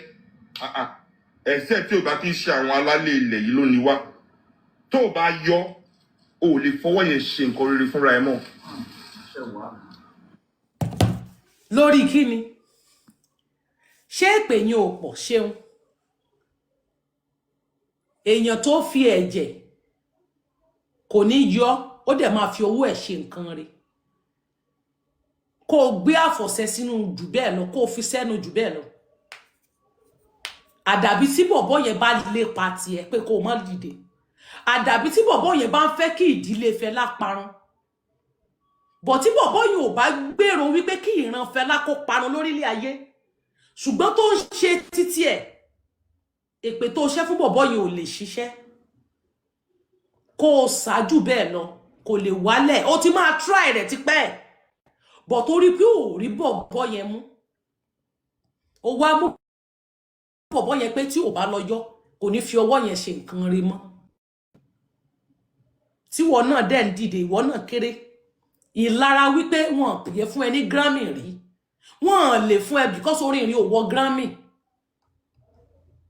àwọn àwọ́ọ̀dù kọ̀ọ̀kan tán fún ẹ gan wọ́n kàn ń wò pé torí bàbá yín legacy yọkú tí kò lára ẹ wàlẹ́ àwọn tó bá àwọn orin àwọn eré ọmọdé àdúgbò làwọn orin tó máa ń kọ so fẹ́ dúró lẹ́gbẹ̀ẹ́ orin tí Wizkid bá kọ àti tí wọ́n bá kọ even àwọn tó ń ṣe copycat àti bàbá yín tán sì máa ń lo afrobeat lẹ́nìí tó yẹ pé àwọn gan tún máa kọrin ọ̀hún lè dúró ibi tó bá ti ń kọrin ṣé wọn ò lè dúró níbẹ̀ bẹ́ẹ̀ ni mo sọ ó lè dúró làjì ẹ̀ bẹ́ẹ̀ ni ibi tí even orin ti aláfríkà tó bá gbórin tiẹ̀ Fẹlá die wọ́n ní Fẹlá die Fẹlá no die afrobeat ti dé ṣé ẹjọ́ ó dìde ẹ̀yin náà gbà wọlé ni orin ó lè àwọn tó ń kọ orin bí bàbá yín mélòó nínú wọn lẹ́jọ́ ó dìde mo ti ń sọ ẹ tipẹ́ o bí wọn náà ṣe ń sọ bó ṣe ló ń sọ ṣeun lèmi náà ń sọ ẹ ọkọ mi náà ṣe ẹjọ́ ó dìde ṣebí torí pé ó ń kọrin bí bàbá yín ni ẹ̀yin náà òjò dìde yá ṣebí ẹ̀yin náà ń ṣe tiyín ṣùgbọ́n torí wípé òun kàn wò pé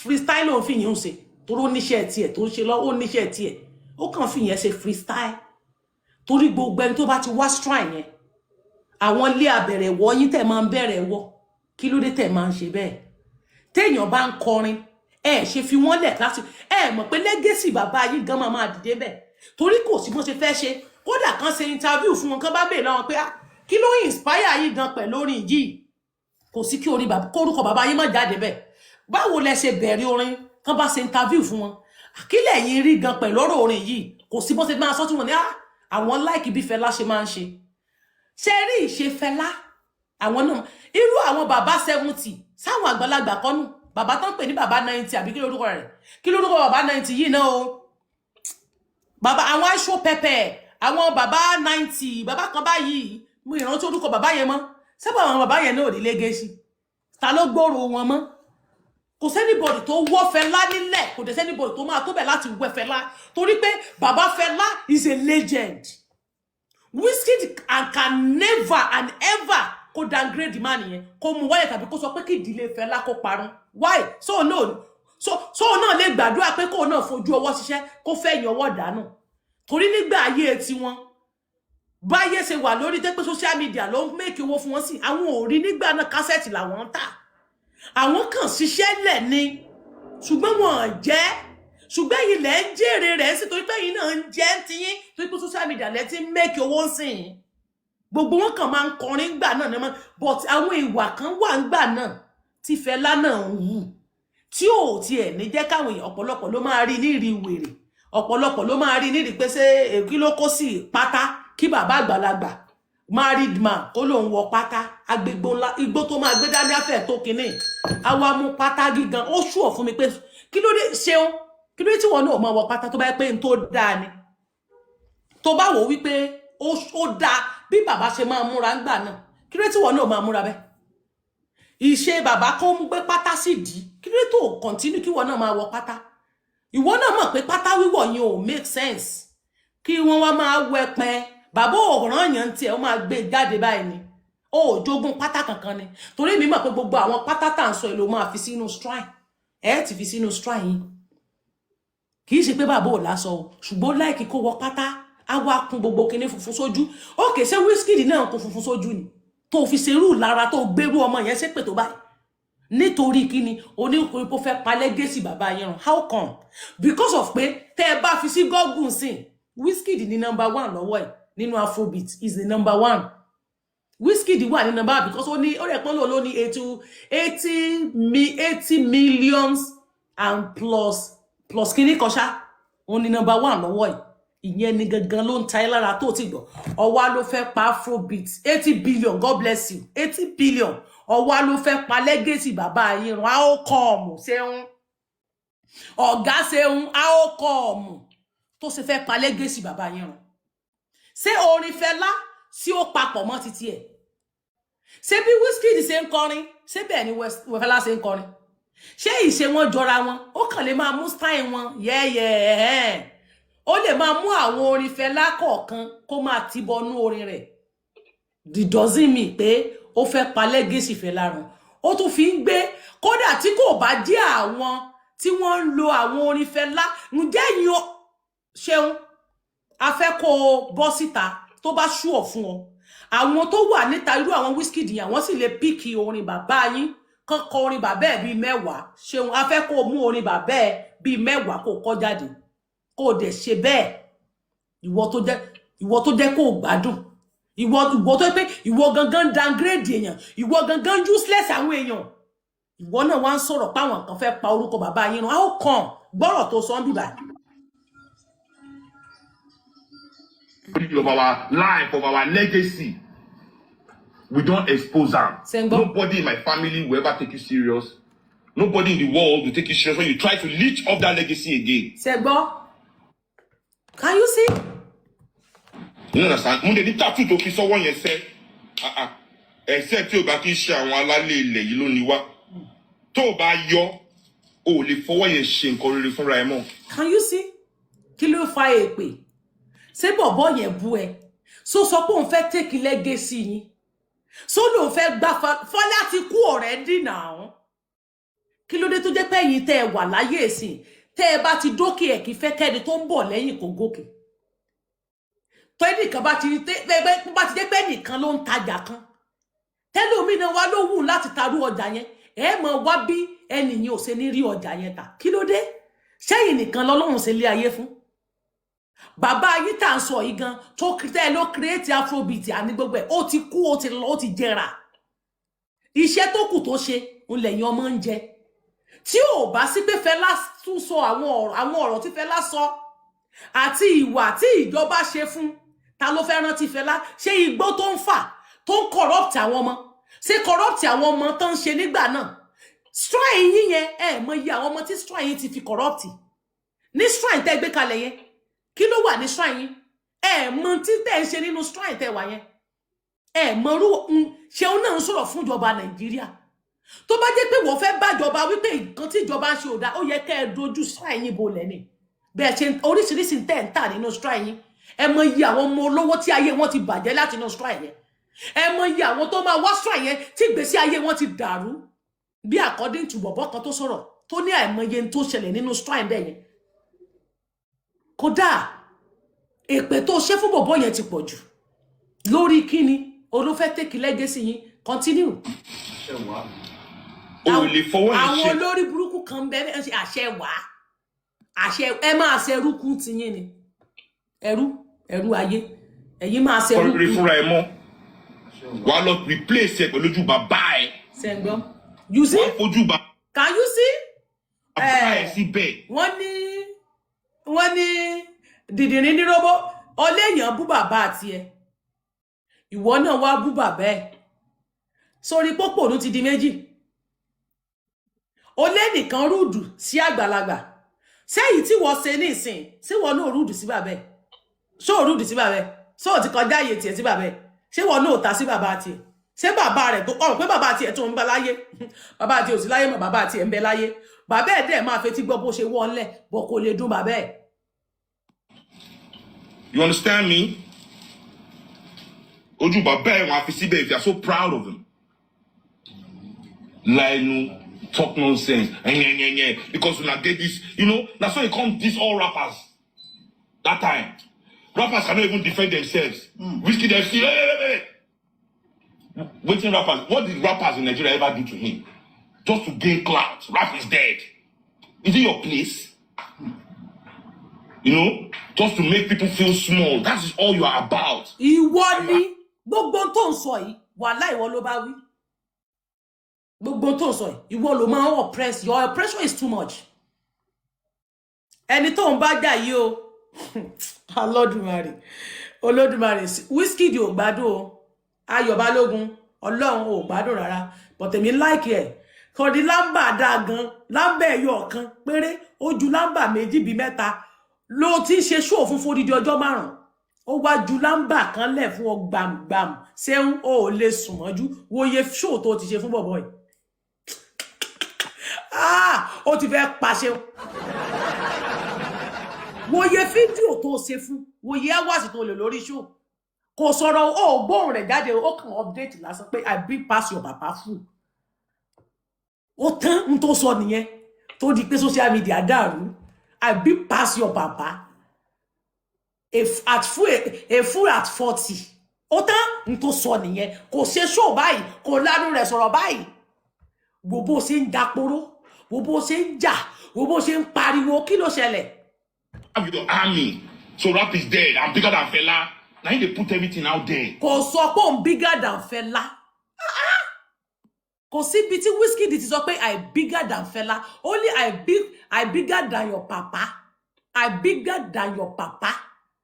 That means it's you. Kò dárúkọ kò síbi tó ti kọ Fela. I bigger than your papa. Ìwọ dẹ̀ lórí fàásì. But torí pé o fẹ́ jà ló ṣe mú mọ́ Fela. Ṣé bí slang tẹ́ yọ mọ̀ sí máa ń lò ní.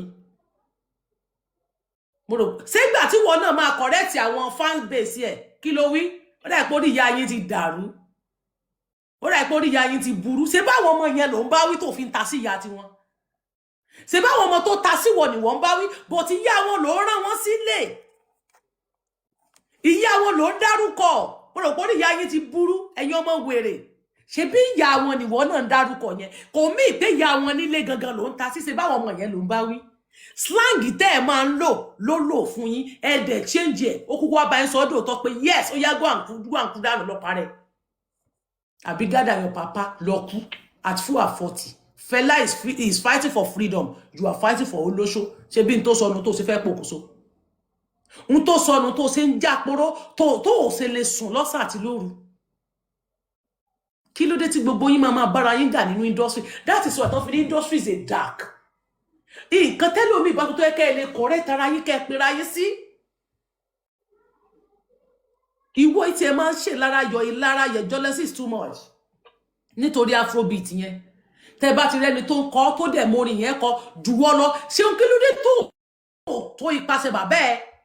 Bí bàbá yẹn ṣe ṣiṣẹ́ tó kó má wá sí ọmọ kankan lẹ́yìn ọ̀nkú tó mọ àwọn kíní fèrè wọn tó máa fún ìyẹn Mr. Fẹ́mi ìyẹn máa ń fọn kíní dáadáa ṣùgbọ́n ṣé orí òṣìwò ló ń kọ òmò orin kọ ṣé ń sórí ló ń kọ yẹn wọ́n lè fún ẹ ní àwọ́ọ̀dù lé lórí ò lè gba Grammy lórí orin orí wèrè wo tó bá fi Grammy lé orí Fẹ́lá ní ìwọ náà gbọ́n tó sọ ńdó ní ó ládùúgbò owó tó ṣe wọ́n ná fún lówó Fẹ́lá ná fún lówó iṣẹ́ tí Fẹ́lá ṣe ó ní wọ́n sanwó lé lórí lóbì jù wàláì àwọn tó máa ń kọrin ọmọdé ládùúgbò they can play later. And they push him. That's why he felt too big to come out and say, stop saying that shit about me. Nobody arrogant reach Bonner now, according to them. If Bonner can come out and say, who is this short man? But going to praise Wizkid now. Even they be Burna Boy gan. Burna Boy gan sọ pé Wizkid is number 1. Ìwọ sọ pé Wizkid is number 1. Even your uncle Femi, Madam Ayeni gbogbo yín lẹ ní Wizkid is number 1 because ẹ mọṣẹ́ Wizkid ó gbé orúkọ bàbá yín yẹn ó gbé afrobeat yẹn rù ó gbé káàkiri all over the world. Wizkid gbé afrobeat yẹn all over the world kò dẹ̀ sí ibi tí wọ́n ti máa ṣe interview fún láyé tí ò ní mention bàbá yín. That one is okay. Tattoo tó wà lára rẹ̀ legacy bàbá yín bẹ ní ara rẹ̀ tó dẹ̀ tó fi praise ẹ̀ tó mì pé iṣẹ́ tí bàbá yín ṣe ṣé òun ló pa bàbá yín ni. Ṣé Wizkid ló pa bàbá yín ni? Ìbéèrè ni ṣé Wizkid ló pa Fẹ́lá? Wizkid kan ló pa Fẹ́lá. Tẹ́ bá tiẹ̀ ń jà láàrin ara yín. Tó bá tiẹ̀ wá sọ̀rọ̀. Tẹ́ wò pé bóyá nǹkan tó sọ ò dá. So nǹkan ló tiẹ̀ sọ̀rọ̀ ni. Tẹ́bí iTunes ló sọ̀rọ̀. Ìwọ fúnra ẹ mọ̀ pé iTunes ni. iTunes ló sọ̀rọ̀. Ló fi wé Fẹ́lá. Ṣùgbọ́n ó wá bẹ̀rẹ̀ sí ní tasí Wizkid tasí ó fẹ́ pa ọmọ lọ́mọ ó wá ju lámbọ̀ olóbùkún kan lẹ̀ fún ọwọ́ fẹ́ pokùnso ọwọ́ ní nǹkan tí wọ́n fẹ́ gbọ́ ló ti gbọ́ ṣé wọ́n kọ́ lọ́wọ́ kan bú nígbà tí àìtó ń sọ̀rọ̀ ń tó yẹ kẹ́yìn ṣe ni pé yẹ kẹ́ gbá Wizkid láago tó bá jẹ́ pé ìwọ gangan ò ti máa sọ Wizkid why kí bọ̀bọ̀ yẹn wá apologize ní tó sọ kó reverse ọ̀rọ̀ ẹ̀ tàbí kó ṣàlàyé ní tó sọ níta kó kàn analyse ẹ̀ ó ṣe bẹ́ẹ̀ ó bọ́ta nítorí pé ẹ ti ń sọ tẹ́lẹ̀ ẹ bẹ̀rẹ̀ sí ní fún jẹ 5 days ló fi ṣe show fún òun wá ju lámbẹ̀ ẹyọ kan péré lámbà kan péré kò dẹ̀ ṣe show ó kàn kọ́ sórí status ń lo ní social media dàrú sí kí wá ló ṣẹlẹ̀ kí ló fa èpè kí ló dé tépè tó yìí ọ̀gá ó yá continue. Short man. You know your game, and I don't expose your game. I say, you want to you like as you tweet, as you post that, you guys delete that. But I screenshot and retweet a work only ball. If I say style, if I round. Now, to make the final point, to show you how much of an ingrate you are, we live in a situation where Wizkid fans find it easier to yab Fela than Obasanjo. No matter what I've done, Obasanjo has done worse in this country. Their president, Tinubu, is doing worse. No matter which I talk for, say now which I talk to Wizkid, is it worse than what Tinubu is doing to them? Can your master engage you to face them? Now Fela, and the show, now no na yab. Now Fela, just the way I was telling people, say, the government chicken boy, when they jump from government house to government house, you don't understand? From Nigeria to Cotonou, now government house, they jump, they go chop all the evil people of Africa money in your pocket. You don't understand? How can you claim to really? So Fela is your enemy. You can't say you be Fela friend. You are a spy, agent, infiltration. You know that. Seun, ìwọ ni kò yẹrẹ wò. And you can't infiltrate our movement. Kò to act possible. like you are innocent. Kò possible. But in real, Kò possible. Ìwọ ni kò lọ yẹrẹ wò. Gbogbo n tó sọ, bí bàbá yẹn ṣe, ó fẹ́ take legacy Fela, ó jump from kìnìkan to kìnìkan láti máa lọ gba àwọn politician. Ibi kó bá ti rí ló ti lè make owó tiẹ̀. Ṣé n tí wọ́n náà ṣe àwọn nǹkan tẹ́ ẹ ṣe ní shrine yín, ṣé nǹkan tó make sense ni? Ẹ̀yin tẹ́ ẹ fẹ́ kí ìlú dáa.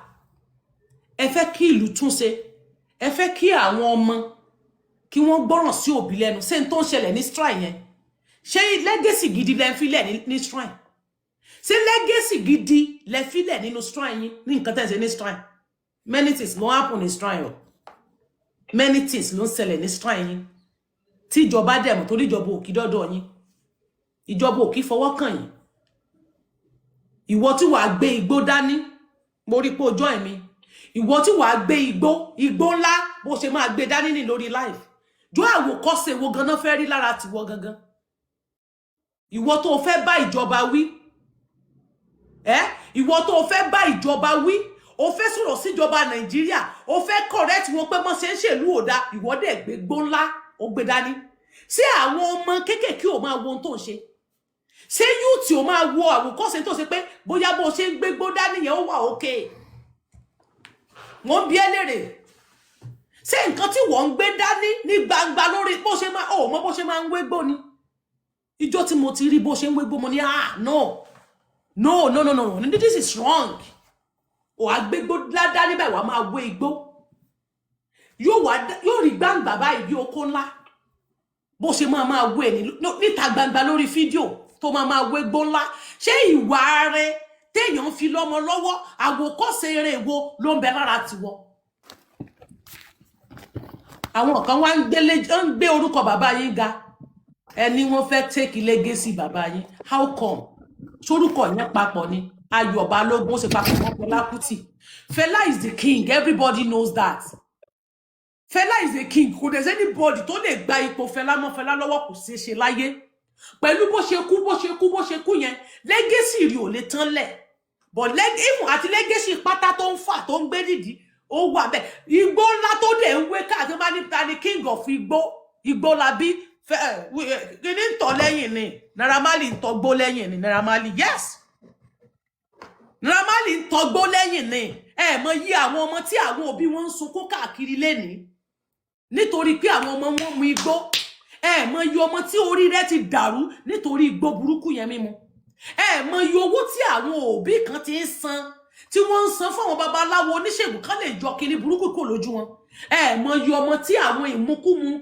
ìmúkúmu tó ń jàn mọ́lẹ̀ tó ń fi àwọn ọmọ ṣẹlẹ́yà nítorí kí tọ́lẹ́gẹ̀sì wo ló fẹ́ píkì lára tiyín lẹ́yìn àwọn pọ́ìntì orin tó ń kọ nìkan àwọn pọ́ìntì orin tó fi ń bá ìlú wí àwọn pọ́ìntì orin tó fi ń bá ìjọba wí àwọn pọ́ìntì orin tó fi ń kọ̀rẹ́ẹ̀tì ìjọba bọ̀ lẹ́yìn yẹn kò sí lẹ́gẹ̀sì kankan tó wà lára Fẹlá mo tún sọ lẹ́gẹ̀sì wo ló wà lára rẹ̀ yá ó kírẹ́ẹ̀tì nǹkan tí àwọn èèyàn mọ̀ jẹnẹrétì lọ orin ẹ̀ òun náà fi máa sọ pé ọ̀rọ̀ ẹnu mi ni ẹ gbọ́ ẹ má wò ṣe mi Fẹlá nìyẹn ọ̀rọ̀ ẹnu rẹ̀ dáa ṣùgbọ́n ìwà rẹ̀ gan Fẹlá gan bá ti Fẹlá gan ò wá ní kì í ṣe ìkà Fẹlá gan ò ṣe wèrè kì í ṣe ẹni tó ń tẹrí èèyàn bà mi ò rí pé nínú àwọn tó máa ń sọ̀rọ̀ gan wọ́n sọ pé Fẹlá dé èèyàn bíi titi ẹ̀ bẹ́ẹ̀ tó kàn máa gbó kiri Fẹlá ò kì í gbó ká Fẹlá máa ń fi orin titi ẹ̀ báàlù wí ni gbogbo correction tí wọ́n fẹ́ ṣe wáì tí wọ́n ṣe correction yẹn nínú orin tó bá jẹ́ pé Fẹlá ní orin yẹn correction yẹn inú orin ni ó ti jáde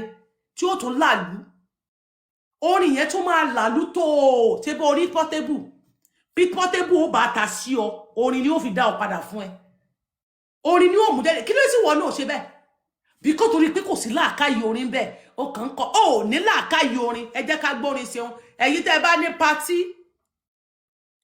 ẹ̀yin tẹ́ bá ní orin níta tẹ́ bá ní patí o tẹ́ dẹ̀ fẹ́ òde ọlọ́mọlé bóyá tẹ́ fẹ́ olórogún lé tẹ́ dẹ̀ fẹ́ káwọn èèyàn wá bá yín kọ orin ní ojú agbo ẹ jẹ́ ká kọrin Ṣeun Kútì ní ìsìn ohun tá máa sọ ní ìsìn ni pé àwọn eléré tí a sì pè sí ojú agbo ìyẹn ni pé a ó sì pè Ṣeun Kútì Ṣeun Fasos ẹni tó ní pé ó fẹ́ tèkì lẹ́gẹ́sì bàbá òun ìdí tí Ṣeun fi ń jàporó ni wípé Ṣeun olórin kò ní làákàyè orin tó ń kọ tó lè fi tèkì lẹ́gẹ́sì ẹ jẹ́ ká gbọ́ kan nínú orin Ṣeun Kútì ẹ jẹ́ ká gbọ́ bí méjì.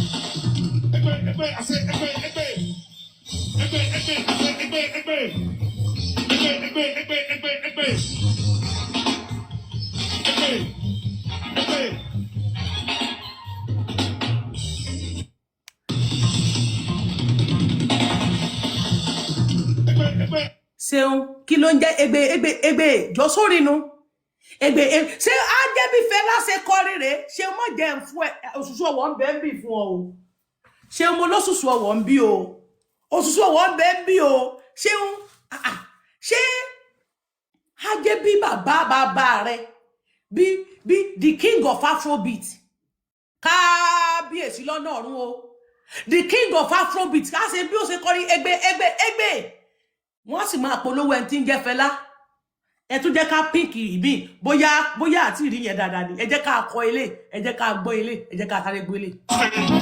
So them dying, so no living, live medicine, take poison, do it right, so wrong, do it wrong, so right.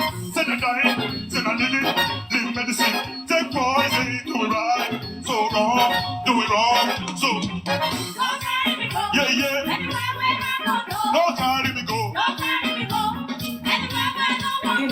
Money a darko, I know be a your marco. When small noise go they shake or move it. Take that shit up. Come.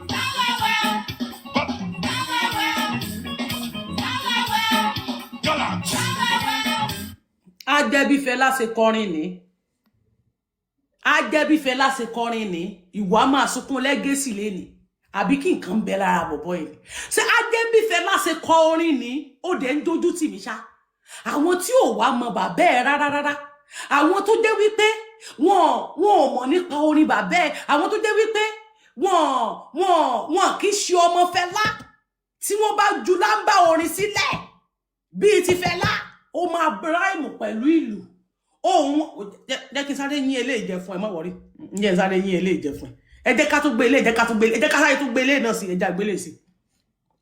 Yeah, politician. With the constitution. nuisance. Already set me from the users, humanity abusers.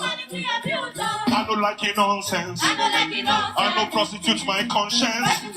Already set me from the users, humanity abuser. All these witch men with the politics, all these witch men with the president, all these witch men with the senator, civil servants, with the governor, all these witch. Ogade, sórin lele. Sórin ni. Orin tó lo àwọn tí ìsọmọ bàbá tí ìṣe ọmọ Fẹlá, ìwọ tó jọ ọmọ Fẹlá wo bó ṣe kọrin. Tó yẹ kan fo etí ẹ. Ìwọ tó ṣé Agbebi Fẹlá ṣe kọrin ni.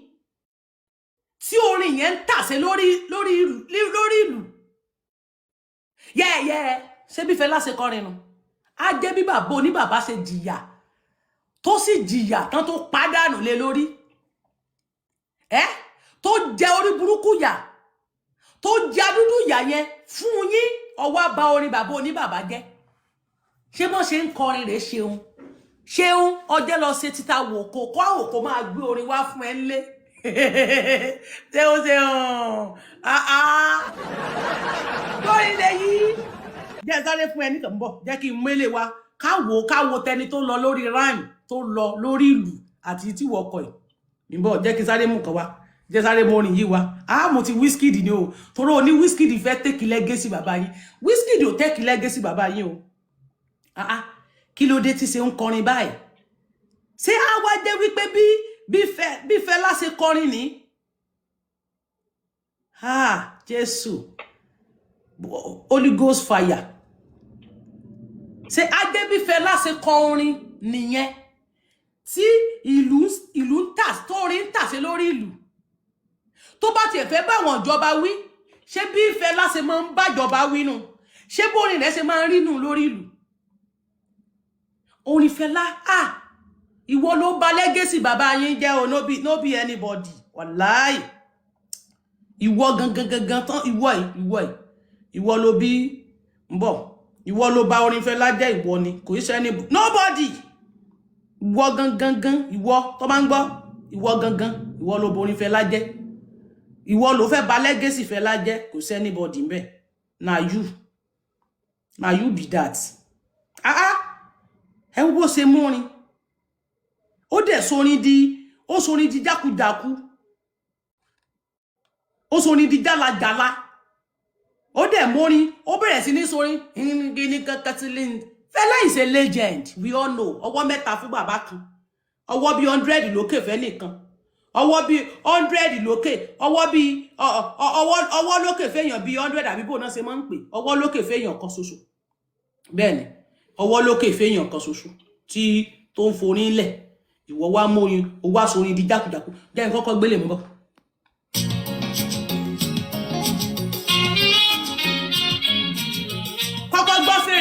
Máa gbọ́ fèrè ńbẹ̀ wo. Máa gbọ́ fèrè.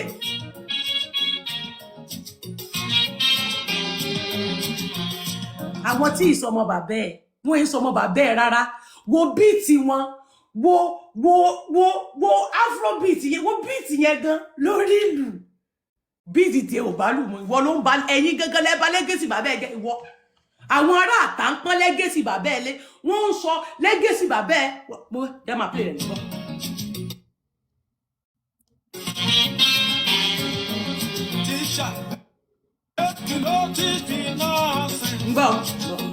Gbọ́, eléyìí kọ́ ni mo fẹ́.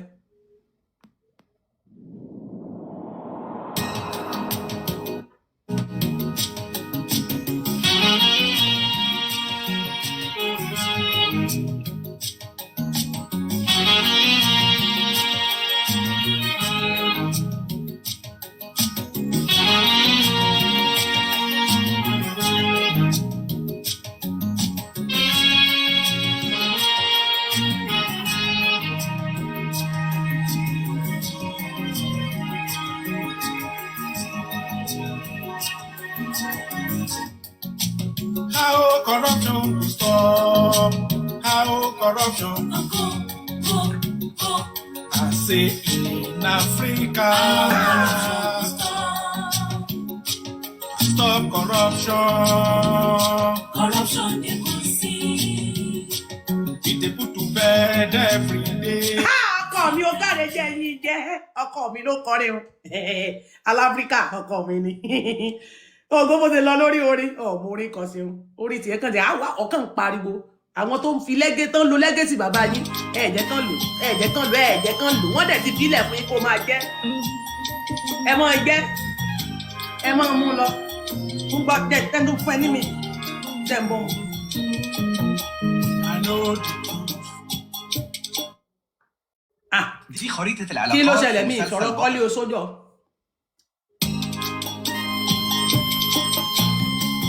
àwọn tó ń lo afrobeat àwọn tó ń lo legacy bàbá yẹn ẹ̀gbọ́n rí lo.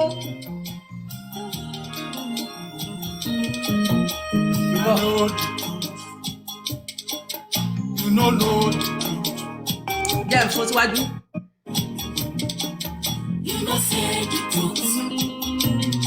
jẹ́ mú mi jẹ́ mú mi jẹ́ mú mi jẹ́ mú mi.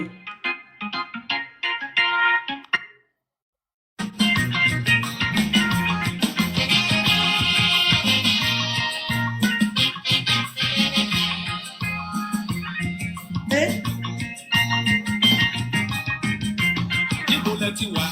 Níbo lẹ ti dé? Ẹ wá wá rómi sálẹ̀ pẹlẹbẹ o.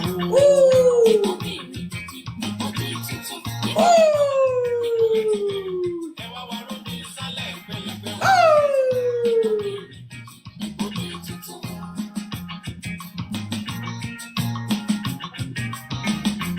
Níbo lẹ ti wà?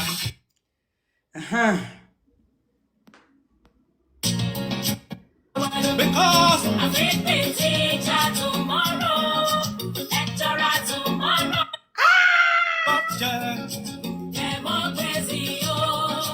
democracy o demo. I say today's subject. democracy o. Today's subject.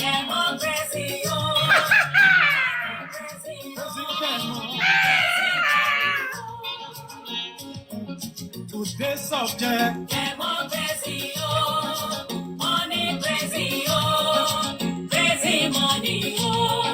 I think I heard no education. Yeah.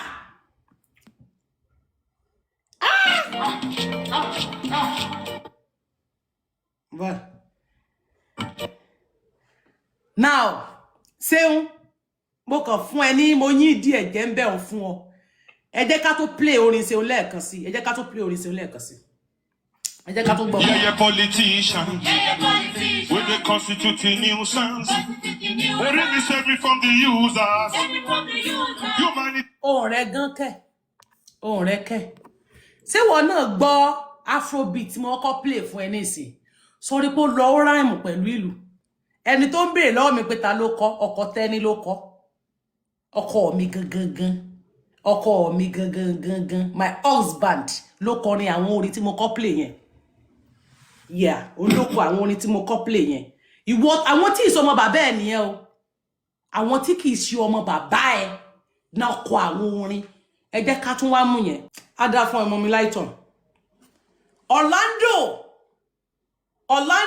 Orlando Julius, Afrobeat unsung pioneer. That is the man.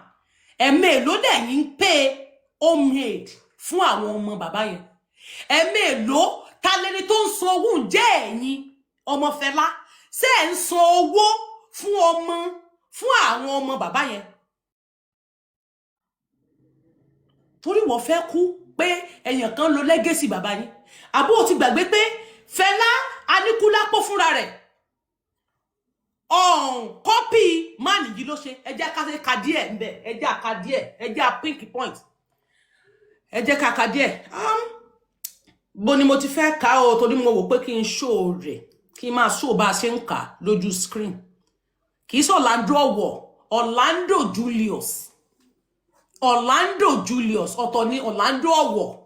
I'm talking about Orlando Julius. Jẹ́ kí n fi photo ẹni tí mò ń sọ nípa rẹ̀. Orlando Julius. ẹni tí wọ́n ń pè ní Orlando Julius ni níbọ̀ jẹ́ kí n lo fídíò jẹ́ lo fóònù ilé kí n fi show ẹni tí wọ́n ń pè ní Orlando Julius ẹni tí wọ́n ń pè ní Orlando Julius ni this is the man this man ni wọ́n ń pè ní Orlando Julius thank you ẹ jẹ́ ká jọ ka díẹ̀ ńbẹ̀ fẹ́yìn tí ẹ bá lè Google ẹ̀yin náà lè gbọ́ Google torí èmi náà Google ni tẹ́ bá rí mọ́ ṣe kọ́ torí mi ní fẹ́ kí TikTok mi ní fẹ́ kó ṣóṣì pẹ̀lú mi ẹ jẹ́ kí n pa ẹ jẹ́ kí n máa fẹ́nu mi ká lọ ẹ jẹ́ máa fẹ́nu mi break ẹ̀ díẹ̀díẹ̀ ẹ jẹ́ máa fẹ́nu mi break table ẹ̀ ẹ jẹ́ n padà sí full screen ń bọ̀ ẹni tí wọ́n ń pè ní Orlando Julius ó ní mo fi fọ́tò rẹ̀ hàn yín òun gangan ni creator Afrobeat. Now, Orlando Julius is a Nigerian music icon, played a crucial role in shaping Afrobeat, a genre that blends traditional African rhyme with jazzy, folk, and the high life, while Fela Kuti is often credited now as the face of Afrobeat. Oni face rẹ̀, ọ̀tọ̀ lẹ́ni tó fọ́ndì rẹ̀ ọ̀tọ̀ lẹ́ni tó gba fẹ́ẹ̀mù lé lórí. Ó dàbí ìgbà tí àwọn bíi promoter, ó dàbí producer ẹni tó ṣe fíìmù jáde, ó dàbí producer eré ẹni tó ṣeré ṣùgbọ́n ẹni tó tán fi ṣe role actor ìyẹn role tó tán fi ṣe actor nínú fíìmù yẹn tó jẹ́ pé fọ́tò rẹ̀ ni wọ́n gbé sójú kíní tó jẹ́ pé òun ló gba kólé di eré yẹn. Ẹ̀yin wo fíìmù Mufu Olóòṣà Oko Ọdúnládé Adékọ́lá kọ́ ló ṣe Mufu Olóòṣà Oko bọ̀ Ọdúnládé ń ló gba kólé di yẹn ń ló gba fèsì ẹ̀ ọ̀tọ̀ dẹ̀ lẹ́ni tó ṣe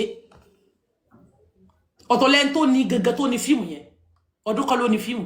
Now ṣé ẹ ti wá rí nísìn now face of Afrobeat ẹ mọ̀ gbọ́ wọ́n ní Fela Kuti often credited as the face of Afrobeat. Julius was a foundational. Was a foundational figure who helped lay the groundwork for eléyìí pọ̀ bó mo tún lọ sórí AI mi yóò AI ti ẹ̀ fọ́ débi pé AI tún jẹ́ kó yé mi níbi kan pé Fẹlá gangan òun gan bí wọ́n ti sọ pé Wizkid ń wá sí shrine láti wá fojú fínlẹ̀ láti wá mọ everything nípa bàbá yín nípa everything ni bẹ́ẹ̀ ni bàbá yín náà ṣe lọ bẹ́ẹ̀ náà ni Fẹlá ṣe lọ sọ́dọ̀ Julius ọ̀wọ̀ lọ́dọ̀ Orlando Julius nígbà náà ní Ìbàdàn. Now ẹ jẹ́ ká bẹ̀rẹ̀ torí ibi tí mo ti fẹ́ mú point yẹn mo fẹ́ lọ síbẹ̀ torí kíní pọ̀ tó bá lọ ìwọ náà lọ Google rẹ̀ ó pọ̀ gan mo kàn fẹ́ lọ síbẹ̀. Born Ondo Orlando Julius Aremu Olusanya Ekemode on September 22, 1946 in Ikole Ekiti, southern western Nigeria. He grew up immersed in music, serving a drummer, while his mother danced. His early exposure to traditional Yoruba drumming and storytelling playing a crucial role in shaping his sound. Now, a teenager was influenced by American jazzy and R&B artists such as Emma Bogbe, Orire, Charlie, James Brown, whose style he later incorporated into his music. Julius started his career in Ibadan, Nigeria, where he played with various highlife bands.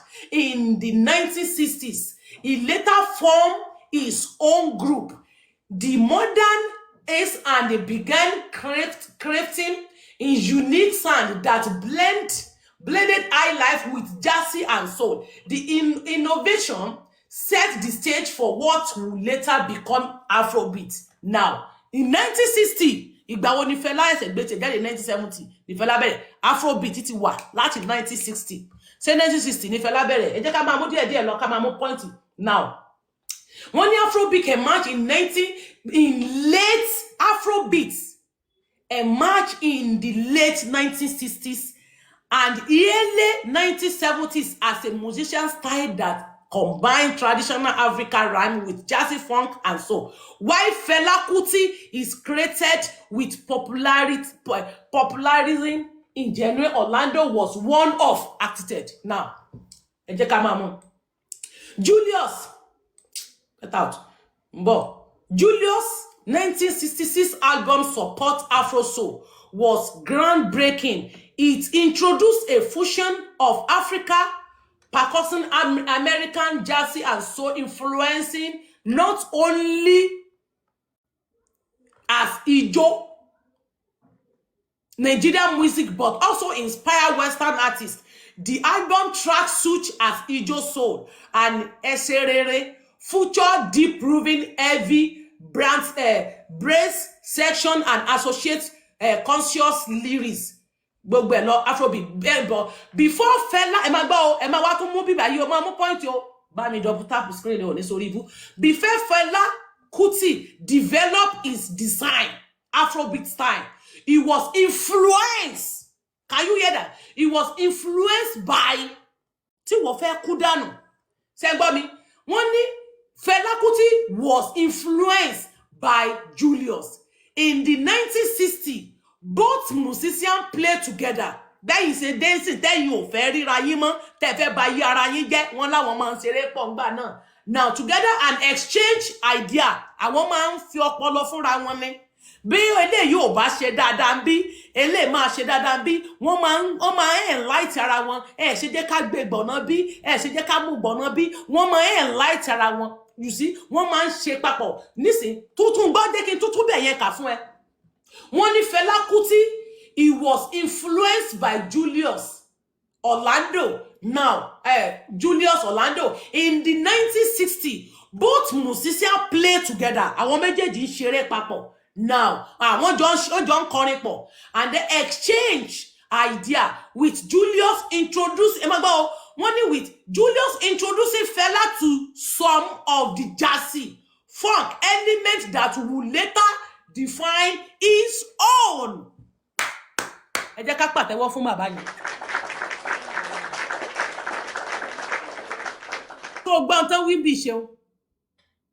Ẹni tí ẹ̀yin sọ pé bàbá yín ló ní Afrobeat tó jẹ́ pé gbogbo àwọn ọmọ tó ń bọ̀ lẹ́yìn tí wọ́n ń lo Afrobeat fẹ́ kán gbérí. Tó ló fẹ́ take legacy bàbá yín. Ṣé báwọn bàbá yín náà lo legacy àwọn èèyàn kan, ó lo influence àwọn èèyàn kan. Ló náà fi débi tó dé kò dé ever láyé kó rúdù sí bàbá yẹn tàbí nǹkan kan, but ẹ̀yin mi ìdẹ̀rò bí Wizkid rúdù sí Fela, ó tún praise, ó tún gbé ó mọ kéèyàn tó ya tattoo èèyàn sí ara ni. Respect ni wọ́n ń pè.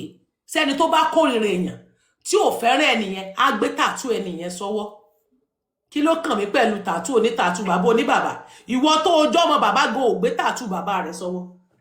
Ìwọ tó ọjọ́ ọmọ bàbá gan ò influence tó yẹ pé orin bàbá yín gan ò gbé dìde àfi kó máa kọ ńgbò bá gbàgbó ńlá tán wàá máa kọ́kọ́ kúkọ. Yé ló máa fò kiri lórí sórí ló ń kọ nígbà tó lọ sí Egypt sórí nu. Sórí ló kọ́ bẹ̀ yẹn. Àfi ní oníyẹn politician oníràràrà gbígbà téèyàn bá kàn ń sọ̀rọ̀ tán kàn bẹ́ẹ̀ fi bíìtì sọ̀rọ̀ lásán. Ṣé Fela ń fi bíìtì sọ̀rọ̀? Fela kò fi bíìtì lásán sórí ọ̀rọ̀. Ráìmù gan wà ńbẹ̀, ohùn rẹ̀ gangan lásán gan iyọ̀ ni. Ohùn Fela láìsí iyọ̀, ohùn títí ẹ ò kìí ṣe iyọ̀, ohùn títí ẹ kan bílálà ni Ọlọ́run. Voice is a kan bílálà. Ṣé voice is a kan bílálà?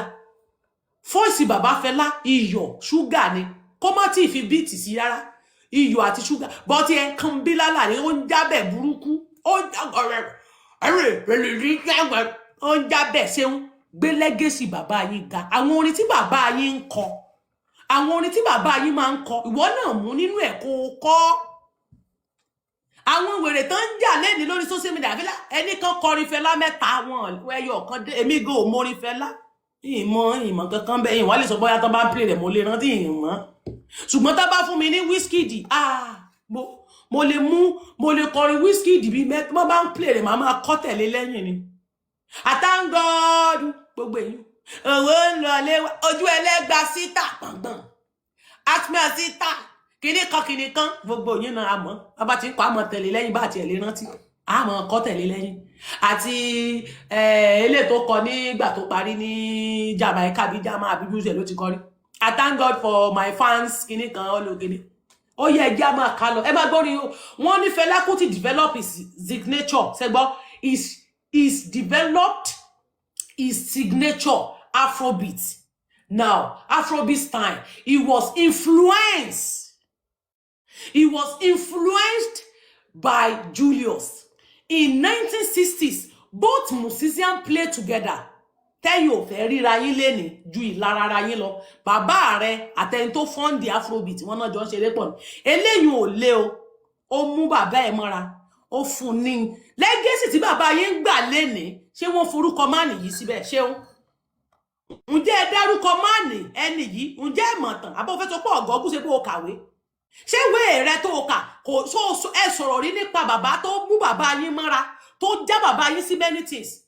Ǹjẹ́ ẹ sọ nípa rẹ̀ rí? Ǹjẹ́ ẹ tiẹ̀ lọ sílé bàbá yẹn rí kẹ́lẹ́ tiẹ̀ lọ kí àwọn ọmọ rẹ̀ débi àwọn ọmọ tó fi sílẹ̀? Orúkọ bàbá yẹn parẹ́ ni Fẹlá lẹ gbé sókè sórí Afrobeat torí pé Fẹlá kàwé òun játa bàbá yìí náà dẹ̀ kàwé torí bàbá yìí náà travel all over the world but Fẹlá òun ló gba kólèdì nígbà náà bó ti dé pé ọ̀pọ̀lọpọ̀ olórin ló wà láyé èsì tí wọ́n ń kọrin ṣùgbọ́n àwọn tó Ọlọ́run bá ti fún ní ògo wọn tàn káàkiri ni bẹ́ẹ̀ ni oore o wọ́n ní play together and exchange ideas àwọn tó jẹ́ pé idea ilé mú tiẹ̀ wá kébì náà mú tiẹ̀ wá wọ́n jọ máa ń yára wọn lọ́gbọ́n lò wọ́n wá ní with Julius introduce wọn tó gbá o nínú yẹn wọ́n ní Julius introducing Fẹlá to some of the jazzy ìyẹn mi pé Fẹlá gan mọ̀ jazzy rárá kò mọ̀ nípa jazzy funk element that ẹ máa gbọ́ o wọ́n ní some of jazzy and funk elements that will later define his sound olókọ ní gbogbo yẹn ẹni tó kọ rẹ̀ o bàbá Julius ọ̀wọ̀ ló kọ tí wò wá fẹ́ parẹ́ pé bàbá yín ló ní kinní kan bàbá yín legacy bàbá yín ní Wizkid fẹ́ parẹ́ ìwọ ti mọ̀ nípa rẹ̀ tẹ́lẹ̀ ìwọ ti rí tẹ́lẹ̀ ó fẹ́ ohun tí wọ́n fẹ́ gbọ́ ló ti sọ yẹn ó fẹ́ pa gbogbo òdílé yín run ni Wizkid ọmọ ọdún mélòó ni ó pàdílé Ifẹ̀ lárun kò kọrin bí Ifẹ̀ lọ́kàn pick point bẹ́ẹ̀ ni ó dẹ̀ respect yín but torí ìlara tó wà lára tiẹ̀ pé o ò mọ orin kọ orin rí o gba Grammy débi tí ó gba Grammy àwọn tó kàn fún ọláwọ̀ ọdùgán legacy Fẹlá náà ṣe ń fún ọ torí orin rẹ ò gba Grammy wọn lè kọrin rẹ níbi kó máa gbolé kò ní dùn wá ní kán báwọn pàṣẹgbẹ kúkú lọ bá wa máa play Zazu wàlẹ̀ tó bá gbé orin Zazu sẹ́gbẹ̀ẹ́ orin ẹ̀ wàlẹ̀ Portable mo orin kan jù ọ lọ bẹ́ẹ̀ ni Zazu I live in the zoo bí ti Zazu gan sì dùdú tí wọ́n gbé lọ àlọ́ lóhun orin igbó ti pọ̀jù stop ẹ̀ ọ̀rá máa ṣe wọ́nranwọ̀nran ẹ̀ pọ̀ gbogbo ẹnu mi ni mo fi sọ nothing you can do kọ́ ẹ lóògùn ẹ kó o lọlé kọ́ ẹ aláwọ̀ ẹ tẹ́ ń gbé kiri béèyàn perí mi níbi béèyàn sàsí mi ikú tó yá tó gbóná ló máa pa tọmọtọmọ ẹ̀dákẹ́dá tó bá perí mi níbi tó bá lù àdàbí tó ò bá bú àwọn tó jù ẹ lọ àdàbí tó ò bá ta sáwọn tó jù ẹ lọ àdàbí tó bá wá jẹ́ wípé lóòótọ́ àti lódodo ni Wizkid wá ìjákulẹ̀ fún ìdílé yín tó bá pé lóòótọ́ àti lódodo ni Wizkid wá ìjákulẹ̀ ló ń wá tó ń fẹ́ kí ìdílé Fẹlá kó parun lórílẹ̀ ayé lókù bọ̀ tí bọ̀bọ̀ yóò bá ronú pé kí ìdílé Fẹlá parun gbogbo ìwé tó ṣẹ́fù kò lè ṣẹ àwọn tó bá mórúkọ wọn tó bá sàsí wọn kò lè ṣẹlẹ̀ ìwọ ni kó lọ ṣiṣẹ́ lérí legacy bàbá yín bí ó ṣe máa lọ so that àwọn èèyàn tán pick point nínú orin bàbá yín ìwọ náà lè máa wà ní number 1 orin rí owó number 1 rí ṣeun ní gbogbo ojú kìí ṣé kò yẹ legacy bàbá yín yẹ ká máa rí ó legacy bàbá ló ń jẹ orin rí owó number 1 ṣeun orin ẹ̀ ò ṣe ilé tó nǹkan ló máa wọ number 1 ni àbí kò dé number 10 sáwọn orin hau tó ń pariwo kiri ló máa wọ number 1 beat yín lọ o lóòótọ́ beat tó ń lọ gbogbo beat afro beat àjá sí gbogbo ẹ̀ tí bàbá yẹn ti create lẹ̀ ó nìkan lẹ̀ ń jẹ Daddy Fẹ́mi náà sì ń ṣiṣẹ́ tiẹ̀ lọ òun náà bọ̀dá yẹn náà dáa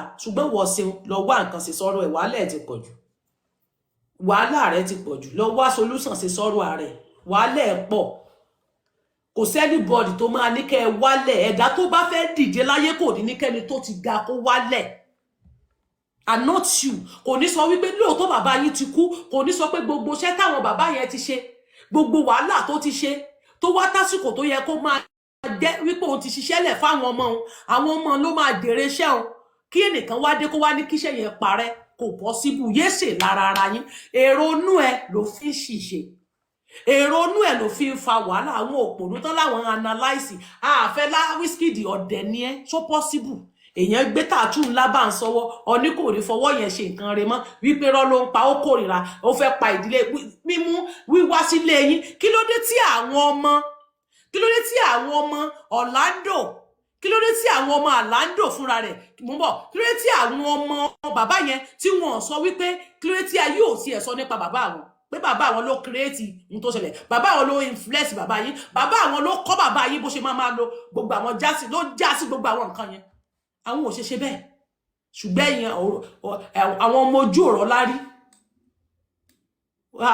nígbà tó ò ṣiṣẹ́ rẹ̀ tó bá pé wọ́n náà ṣiṣẹ́ rẹ̀ ni tó ò ṣiṣẹ́ tiẹ̀ o ò ní jókòó tí ogún bàbá ló jókòó tí tó fẹ́ parẹ́ lé lórí ẹ wá dàbí landlord tí wọ́n wá gbalé lọ́wọ́ ẹ̀ landlord tí bàbá rẹ̀ kú tán tí tẹ́láǹtì wá gbalé bàbá tó jogún òbí tẹ wá ń fi ayé ní tẹ́nàntì lára wà láìrú ẹ̀dá tó jẹ́ náà ṣe tó ẹ̀ fi ayé ní tẹ́nàntì lára àwọn tó gbalé yìí tí ì ṣe lè tẹ́lẹ̀ bàbá ẹ̀ ọmọ tó jogún òbí ó wá ń fa ayé ní wọ́n lára wọn ọ̀dẹ̀ ní kẹ́ gbélé wọn àbí n tó ẹ́ pé gbogbo wa ìta wà náà a máa fi ilẹ̀ sáyé lọ ni bàbá yín tó ní nǹkan ó ti lọ àwọn tó kírètì ẹ ti lọ kí ló àdúrà tí gbogbo ẹ̀dá máa ń gbà nínú ayé ni kí àwọn ọmọ tó bá ń bọ̀ lẹ́yìn kí wọ́n dìde ó ti ẹ̀rẹ́ èèyàn kọ́pì bàbá yín ẹ̀rẹ́ èèyàn lè sọ pé òun lo bíìtì bàbá yín ẹ̀rẹ́ èèyàn tó lè sọ pé òun náà fẹ́ máa ṣe bí bàbá yín ṣé èèyàn ò mọ̀ pé bàbá yín dáná ṣe ń lo lẹ́gẹ̀sì rẹ̀ tó bá jẹ́ pé wéèrè ní lẹ́sẹ̀ títí tá yá lo kí ló tó rò ókè kí ló mú Wizkid tí ò lo lẹ́gẹ̀sì bàbá yín paríparí kó kúkú máa wọ pátá kó lè di wèrè kó máa wọ pátá kiri àwọn pátá onínẹ́ẹ̀tì àti pátá oníkọ́ndọ̀ àwọn condom pint tó kórí òrì ṣékélé báyìí nínú ẹ̀ ìmí ti pátá yẹn àti yẹ̀ tó fi bàbá yín ni mo mọ̀ tó fi pátá ṣe ságì Fẹlá ni mo mọ̀ láyé Fẹlá ni mo rí tó fi pátá ṣe ságì nínú gbogbo àwọn fọ́tò bàbá Fẹlá tí mo máa rí bàbá ni mo rí tó fi pátá ṣe ságì ṣòkòtò lèmi mọ̀ tán máa fi ṣe ságì bàbá yín tó fi pátá ó tún fi ságì níbi tí bàbá yẹn tó ní ọ̀gbá àdé tó máa ń gbé ọ̀gbá Fẹlá gangan ní ọ̀gbá ó gangan ní ọ̀gbá tó ń fi pátá ṣe ságì pátá lásán tí òjú bóbó lọ tó yẹ kó fàdókè rárá o yóò tó fà sí bíbí ẹ tún máa wá baláàdì Fẹlá báyìí ẹ máa wá baláàdì lẹ́gbẹ̀ẹ́ kan àwọn pátá ńlá yóò máa fi ṣe ságì kí ló ṣẹlẹ̀ láìsí pé bó yóò disturb yín kò sẹ́nibọ̀dì tó disturb yín so orí Wizkid kò bọ́ pátá lẹ̀ ni kò tí ì kọ́pì bàbá yín tán sí bàbá yín ọ̀nà ń kọ́ bíbá yín pé àwọn kan náà ló influence bàbá yín sí gbogbo nǹkan wọ̀nyẹn ń rèé o ẹ máa gbọ́ o Julius was also one of the first Nigerian artists to incorporated call and responsive singing with social relevant time, a key feature of Afrobeat. Ọmọ ìgbà tí bàbá yín bẹ̀rẹ̀ orin tiẹ̀. Bàbá yín ò tí bẹ̀rẹ̀, bàbá yín sì wà pẹ̀lú Julius ìgbà náà ni o. Bàbá yín sì wà pẹ̀lú Julius, ó ń wo gbogbo àwòkọ́ṣe Julius wọ́n jọ ń ṣe ńgbà náà. Kò tí ì blow rárá. Ó wá rí gbogbo bí Julius ṣe máa ń lọ káàkiri, tó máa ń bá àwọn òyìnbó ṣe, tó máa lọ sí London, tó máa lọ sí America, gbogbo àwọn nǹkan yẹn náà ni bàbá yín náà wá sá eré tiẹ̀. Ọlọ́run dẹ̀ gbà fún bàbá yín. Torí wípé òun ti government kò dẹ̀ sẹ́nìbọ̀ tó lè sọ̀rọ̀ nípa ìjọba tó júrí òní wà lójú gbogbo agbé tí òní wà ní ojú gbogbo agbágbé ṣé àìmọye a lot of people tó ń sọ̀rọ̀ nípa tó ń advocate fún Nàìjíríà ṣé àìmọye media news irú Sowore sìn ṣe bí torí wípé ó mú ọ̀rọ̀ activist mọ́ ni ó mú activist mọ́ ló jẹ́ ká mọ̀ ló jẹ́ káwọn èèyàn mọ̀ ó fi activism sí tó bá yọ̀ yẹn kú ònú ara rẹ̀ wọ́n lè gbọ́ mọ́ Martins tó ń dájọ́ lẹ́ni àwọn kan náà ti ń jà before you àwọn kan náà ti ń pariwo tán ta síjọba before you but torí pé kéèsì Mohbad fún ẹ ní ògo yẹn ìmọ́lẹ̀ ló fún ẹ nobody ìmọ́lẹ̀ fún ẹ ní ògo yẹn torí kéèsì Mohbad tó dá sí ògo yẹn jẹ́ jáde ó jẹ́ kí àwọn èèyàn ní focus lára ẹ ló fi wá di pé òun ta síjọba wàá sọ̀rọ̀ síjọba anyhow báwa náà ṣe ń sọ àwọn kan náà ti ń sọ before you irú yẹ wẹ́nsìn òun náà máa ń ta síjọba ńgbà náà wọ́n fún ní recognition yẹn wà lórí pé ìjọba target yẹ ohun tó farisi tó yẹ pé target yẹn fi wà lójú Fẹlá nìyẹn tó fi débi pé àwọn èèyàn náà máa invite ẹ fún orin ẹ tó ń kọ because wọ́n á rí nídìí pé kì í ṣe orin nìkan ló ń kọ kì í ṣe wípé nínú orin rẹ̀ ló ti advocate tí àwọn èèyàn dẹ̀ like ẹ bẹ́ẹ̀ náà dẹ̀ náà tì mọ́lé kiri ṣé títì mọ́lé tán tì mọ́lé ṣe torí ẹnìkan ni torí wọ́n ní nínú àwọn àlàyé táwọn bá wá ṣe fún wọn ní corrupt tó ń corrupt wọ́n náà sì máa ń gbé náà nítorí corruption kì í ṣe pé corrupt kò jalè corrupt nípa pé ká gbé kinní ńlá dání àti pátá wíwọ̀ kiri ká gbé ọjà dání igbó ká máa fa èéfín ńlá fún corrupt àwọn ọmọdé tán corrupt àwọn ọmọ náà gbogbo yẹn náà wà nínú tán fi ń gbé kì í ṣe pé torí pé wọ́n advocate nìkan. Go and sit down. Is music heavily released on Yoruba drumming traditional, particularly the talking drum? The talking drum, conga, and bongos. The rhyme was complex and polyrhymic, giving his song a hyponic groove. The later becomes central to Afrobeat. Julio impact extend beyond Nigeria in late 1960. He traveled to the United States where he collaborates with several prominent American musicians. He worked with South Africa trumpeter Haya Masekela and he recorded with the Grammy-winning group The Crusader. Now, his music influenced funk and soul musicians, particularly in the USA, where his Afro soul sound resonated with the growing Black consequences movement. In fact, Julius would teach one of Michael Jackson's older brother, Michael Jackson's older brother, to play African drum, having formed a cordial relationship with their parents. Who is your father? Get out, go and sit down. Èèyàn kan rè legend ni àgbọ̀rí mo ṣe ń gbọ́ nítorí ọ̀rọ̀ bàbá yìí tó wà nílẹ̀ ni mo fi Google pé who is founder of Afrobeat náà gbé orúkọ má nìyí wá fún mi pé the person ìgbà wo gan ni Afrobeat bẹ̀rẹ̀ lórúkọ má nìyí jáde wá. Julius' work also caught the attention of James Brown, whose folk style was strictly similar to Julius' early Afro soul experiments. Some music historians argue that Julius' Afro soul and high life fusion helped shape the global folk movement, demonstrating how African rhyme influenced Western music. Despite his contribution, Julius does not receive despite his contribution nínú gbogbo Afrobeat and everything. Now, Julius does not receive as much recognition as Fela Kuti today, which ẹni tó yẹ kó gba recognition go gba Fọlá náà ti gba ògo rẹ̀ ńgbà náà. Òun ló lògo rẹ̀ ńgbà náà. Bàbá tá dẹ̀ sọ yóò kò para rẹ̀ torí pé Fẹlá lógo inú rí ó mọ̀ dùn ní pé pàdípàdí ni wá ìwọ tí ìwà ṣèwọ ló ní nǹkan orogún ológun dẹ̀bì tí ayàlú lú lérí ọmọ ọsàn tí kó pọ́npọ́ bá ya rẹ̀ tó jẹ́ pé nǹkan kékeré ó dẹ̀ sọ di ńlá gbogbo social media sì dàrú wọ́n wá ń bá yín túsì wọ́n wá ń bá ẹlòmíì wá ń tì kábọ̀ bàbá oníbàbá tó ti lọ rèé sùn jẹ́jẹ́ rẹ̀ tí ò mọ nǹkan kan mọ́ ìwọ tó wá ti torí ogún tó fẹ́ parẹ́ ṣé wọ́n nìkan ni bàbá bí na you the only bàbá sàn ṣé wọ́n nìkan lọ́mọ bàbá wọ́n disrespect bàbá náà kò sẹ́nibọ̀ tó lè gba king yẹn àwọn tó ti dé Fẹlá Ládé the king of Afrobeat wọ́n sì wà everybody sì ń gbé fún people are gbé fún people sì ti káwọ́ sókè fún bó ṣe ká sókè rè ọwọ́ méjì fẹ́ nìkan òun náà ló káwọ́ òun sókè bó ṣe ká sókè lọ sọ́nà ọ̀run orí ó ká sókè bá ní ọwọ́ méjì ni bó ṣe ká sókè rè ó káwọ́ sókè lọ sọ́run ni anybody tó bá gbé tattoo Fẹlá báyìí ó ń káwọ́ sókè ni ṣé wọn náà fẹ́ káwọ́ sókè fún tó bá kú tó ń jọ kí ni legacy tó fẹ́ filẹ̀ fọ́mọ ẹ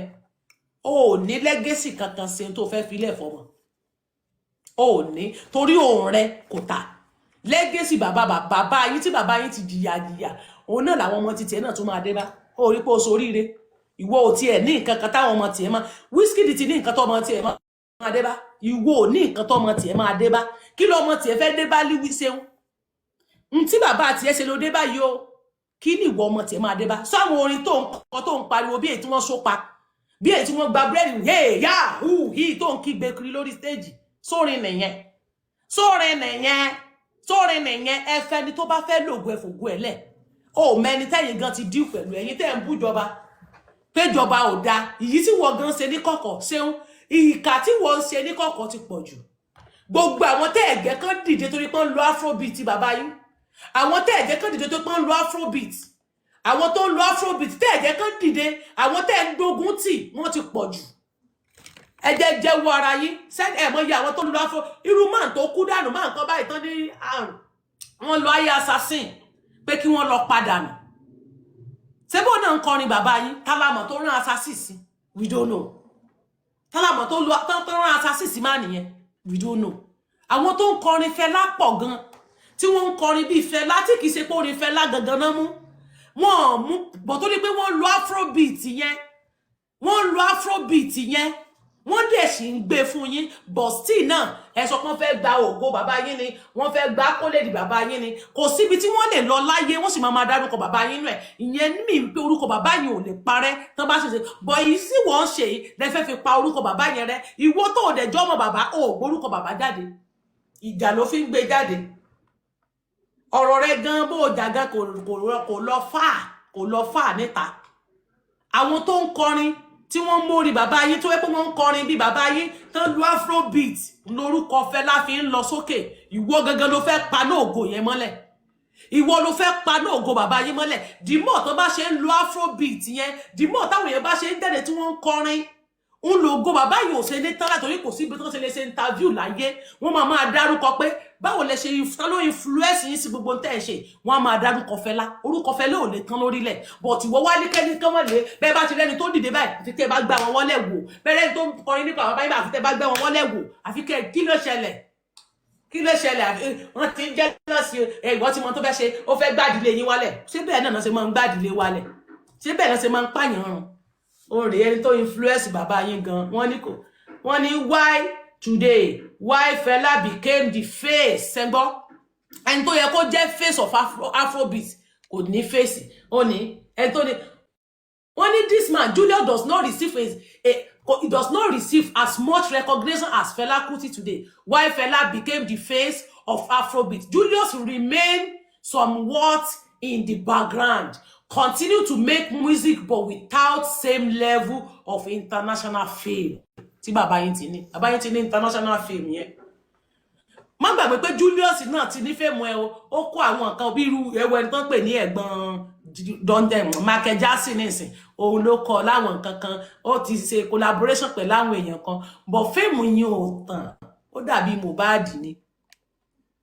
ó dàbí Mohbad ni ó náà ṣe collaboration pẹ̀lú àwọn èèyàn kan ṣùgbọ́n wọn dìde kò sẹ́ni tó gbọ́ kò sẹ́ni tó mọ̀ wọ́n ṣùgbọ́n torí pé bàbá yín lógo tiẹ̀ tí ó lò àti pé ó tún wá fi gbó àti pátá ó fi promote bí Portable fi ń fi wèrè pọ̀ tiẹ̀ sìn wèrè tí Portable fi ń pọ̀ tiẹ̀ sìn làwọn èèyàn ló fi ní recognition wèrè tó fi ń pọ̀ tiẹ̀ ń ta tó fi ń pọ̀ tiẹ̀ ń ta ní recognition rẹ̀ fi ń wá ṣàìmọye àwọn tó ń kọrin ṣùgbọ́n torí pé ó fi wèrè pọ̀ tí ẹ̀ta tí wọ́n ń gbé tí wọ́n ń jà táwọn èèyàn sọ̀rọ̀ nípa ló fi ní recognition bó ṣe jẹ́ náà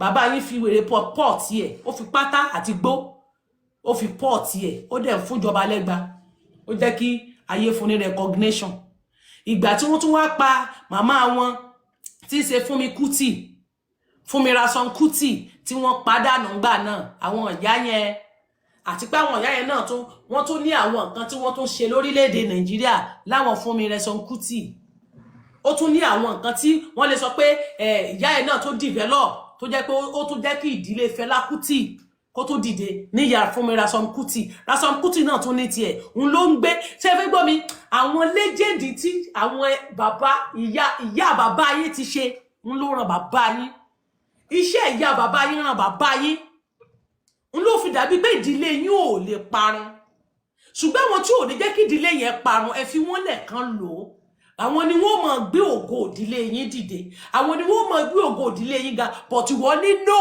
torí jẹ́ lọ sí olórí burúkú tó ń ṣe a máa fẹjú tó lọ́nà wọ́n nídìí kan tó bá gba búrẹ́dì ṣe kó lọ fún lẹ́ o lẹ́gẹ́sì wo ló ní sí pátá gígan náà ni àwọn pátá tó ní àwọn pátá jeans ring tí bàbá máa ń wọ̀ gbà náà tí abala àdí orí bàbá ni mo ti kọ́kọ́ rí pátá jeans ring àtàwọn padà àwọn condom pint tí bàbá ó tún fi ságì ìmọ̀ ibi tọkùnrin ti ń fi pátá ṣe ságì bàbá ni mo rírí tó ń lo pátá tó ń fi pátá ságì bàbá Fẹlá Aníkúlápó ó fi pátá ṣe ságì ju nǹkan mi lọ ṣéun náà wá jáde ó fẹ́ máa sọ̀rọ̀ ìwọ ò ṣe mọ́ wọ pátá bí bàbá ẹ̀ ṣe wọ́n pátá bàbá tó dá tiẹ̀ tó ṣiṣẹ́ tiẹ̀ sílẹ̀ tí wọ́n mọ́ wá jáde tó olóòfẹ́ kórúkọ bàbá yẹn dìde kí ló tó fẹ́ kó dìde ìwọ gan ló fẹ́ pògo bàbá yín run ìwọ ló fẹ́ pa legacy Fẹlá run ṣé Wizkid náà kan ló tún wá promote ẹ̀ nísìn ṣé ta ló tún gbó sọ fún mi èèyàn mélòó ló gbórin bàbá yín mọ́ mò ń bi ẹlẹ́rẹ̀ ni o ìjọ wo gan lẹ́yìn gangan ṣe celebration fún bàbá yín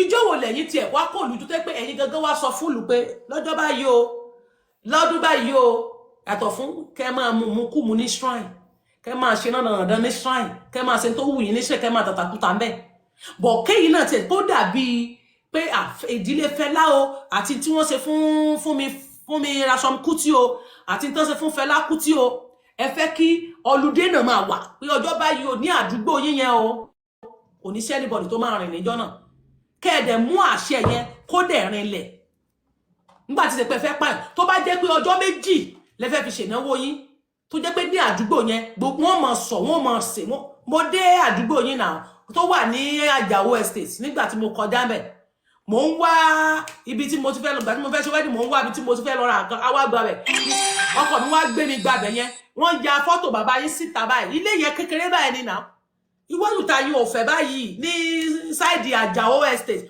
Àjàó area yẹn ní sáìdì Àjàó yà níbi Àjàó oríta báyìí ni a ti máa yà báyìí ọ̀nà kan lọ báyìí kan tún wá yọ kékeré báyìí ọ̀nà tó lọ báyìí bẹ̀rẹ̀ lálọ́gbà ìlú ọkùnrin lẹ́yìn níbi white báyìí wọ́n pé bí kinní kan báyìí bí sáré ní àìdónà síta wọ́n dẹ̀ ya fọ́tò bàbá yín síbẹ̀ mo wá wò pé fọ́tò Fẹlá náà yà síbí báyìí ní ọkọ mi wọ́n sọ fún mi pé ilé bàbá yín nù mo dé bẹ́ẹ̀ náà mo kọjá wájú ilé yín náà ilé yẹn bó báyìí ni tó fẹ́ fi ilé Wizkid wé ilé yín ni ilé Wizkid tóbi ju ilé bàbá yín lọ so díàbọ̀ Wizkid lówó ju bàbá yín lọ ṣé kò yẹ owó ní owó ju bàbá yín ilé yẹn mo dé bẹ́ẹ̀ mo kọjá ń bẹ̀ báyìí àwọn ilé wà ní ẹ̀gbẹ̀gbẹ̀ báyìí gan ilé yẹn ò ju iwájú ta rẹ̀ gan òfẹ́ iwájú ta yín ò fẹ́ lọ títí wọ́n kún níwájú báyìí wọ́n ya Fẹlá wọ́n ya bàbá ṣé bẹ́ẹ̀ ni àbí bẹ́ẹ̀ kọ́ àbí bòmí tún wà wọ́n ní sáìdì Àjàó yẹn ní lórí ta Àjàó yẹn ọ̀nà bẹ̀yẹn láti yà ó ní ṣọ́ọ̀pù kan tí mò ń wá lọ́njọ́ yẹn kó tó di wípé mo gbàbẹ̀ yẹn ibi wájú bẹ̀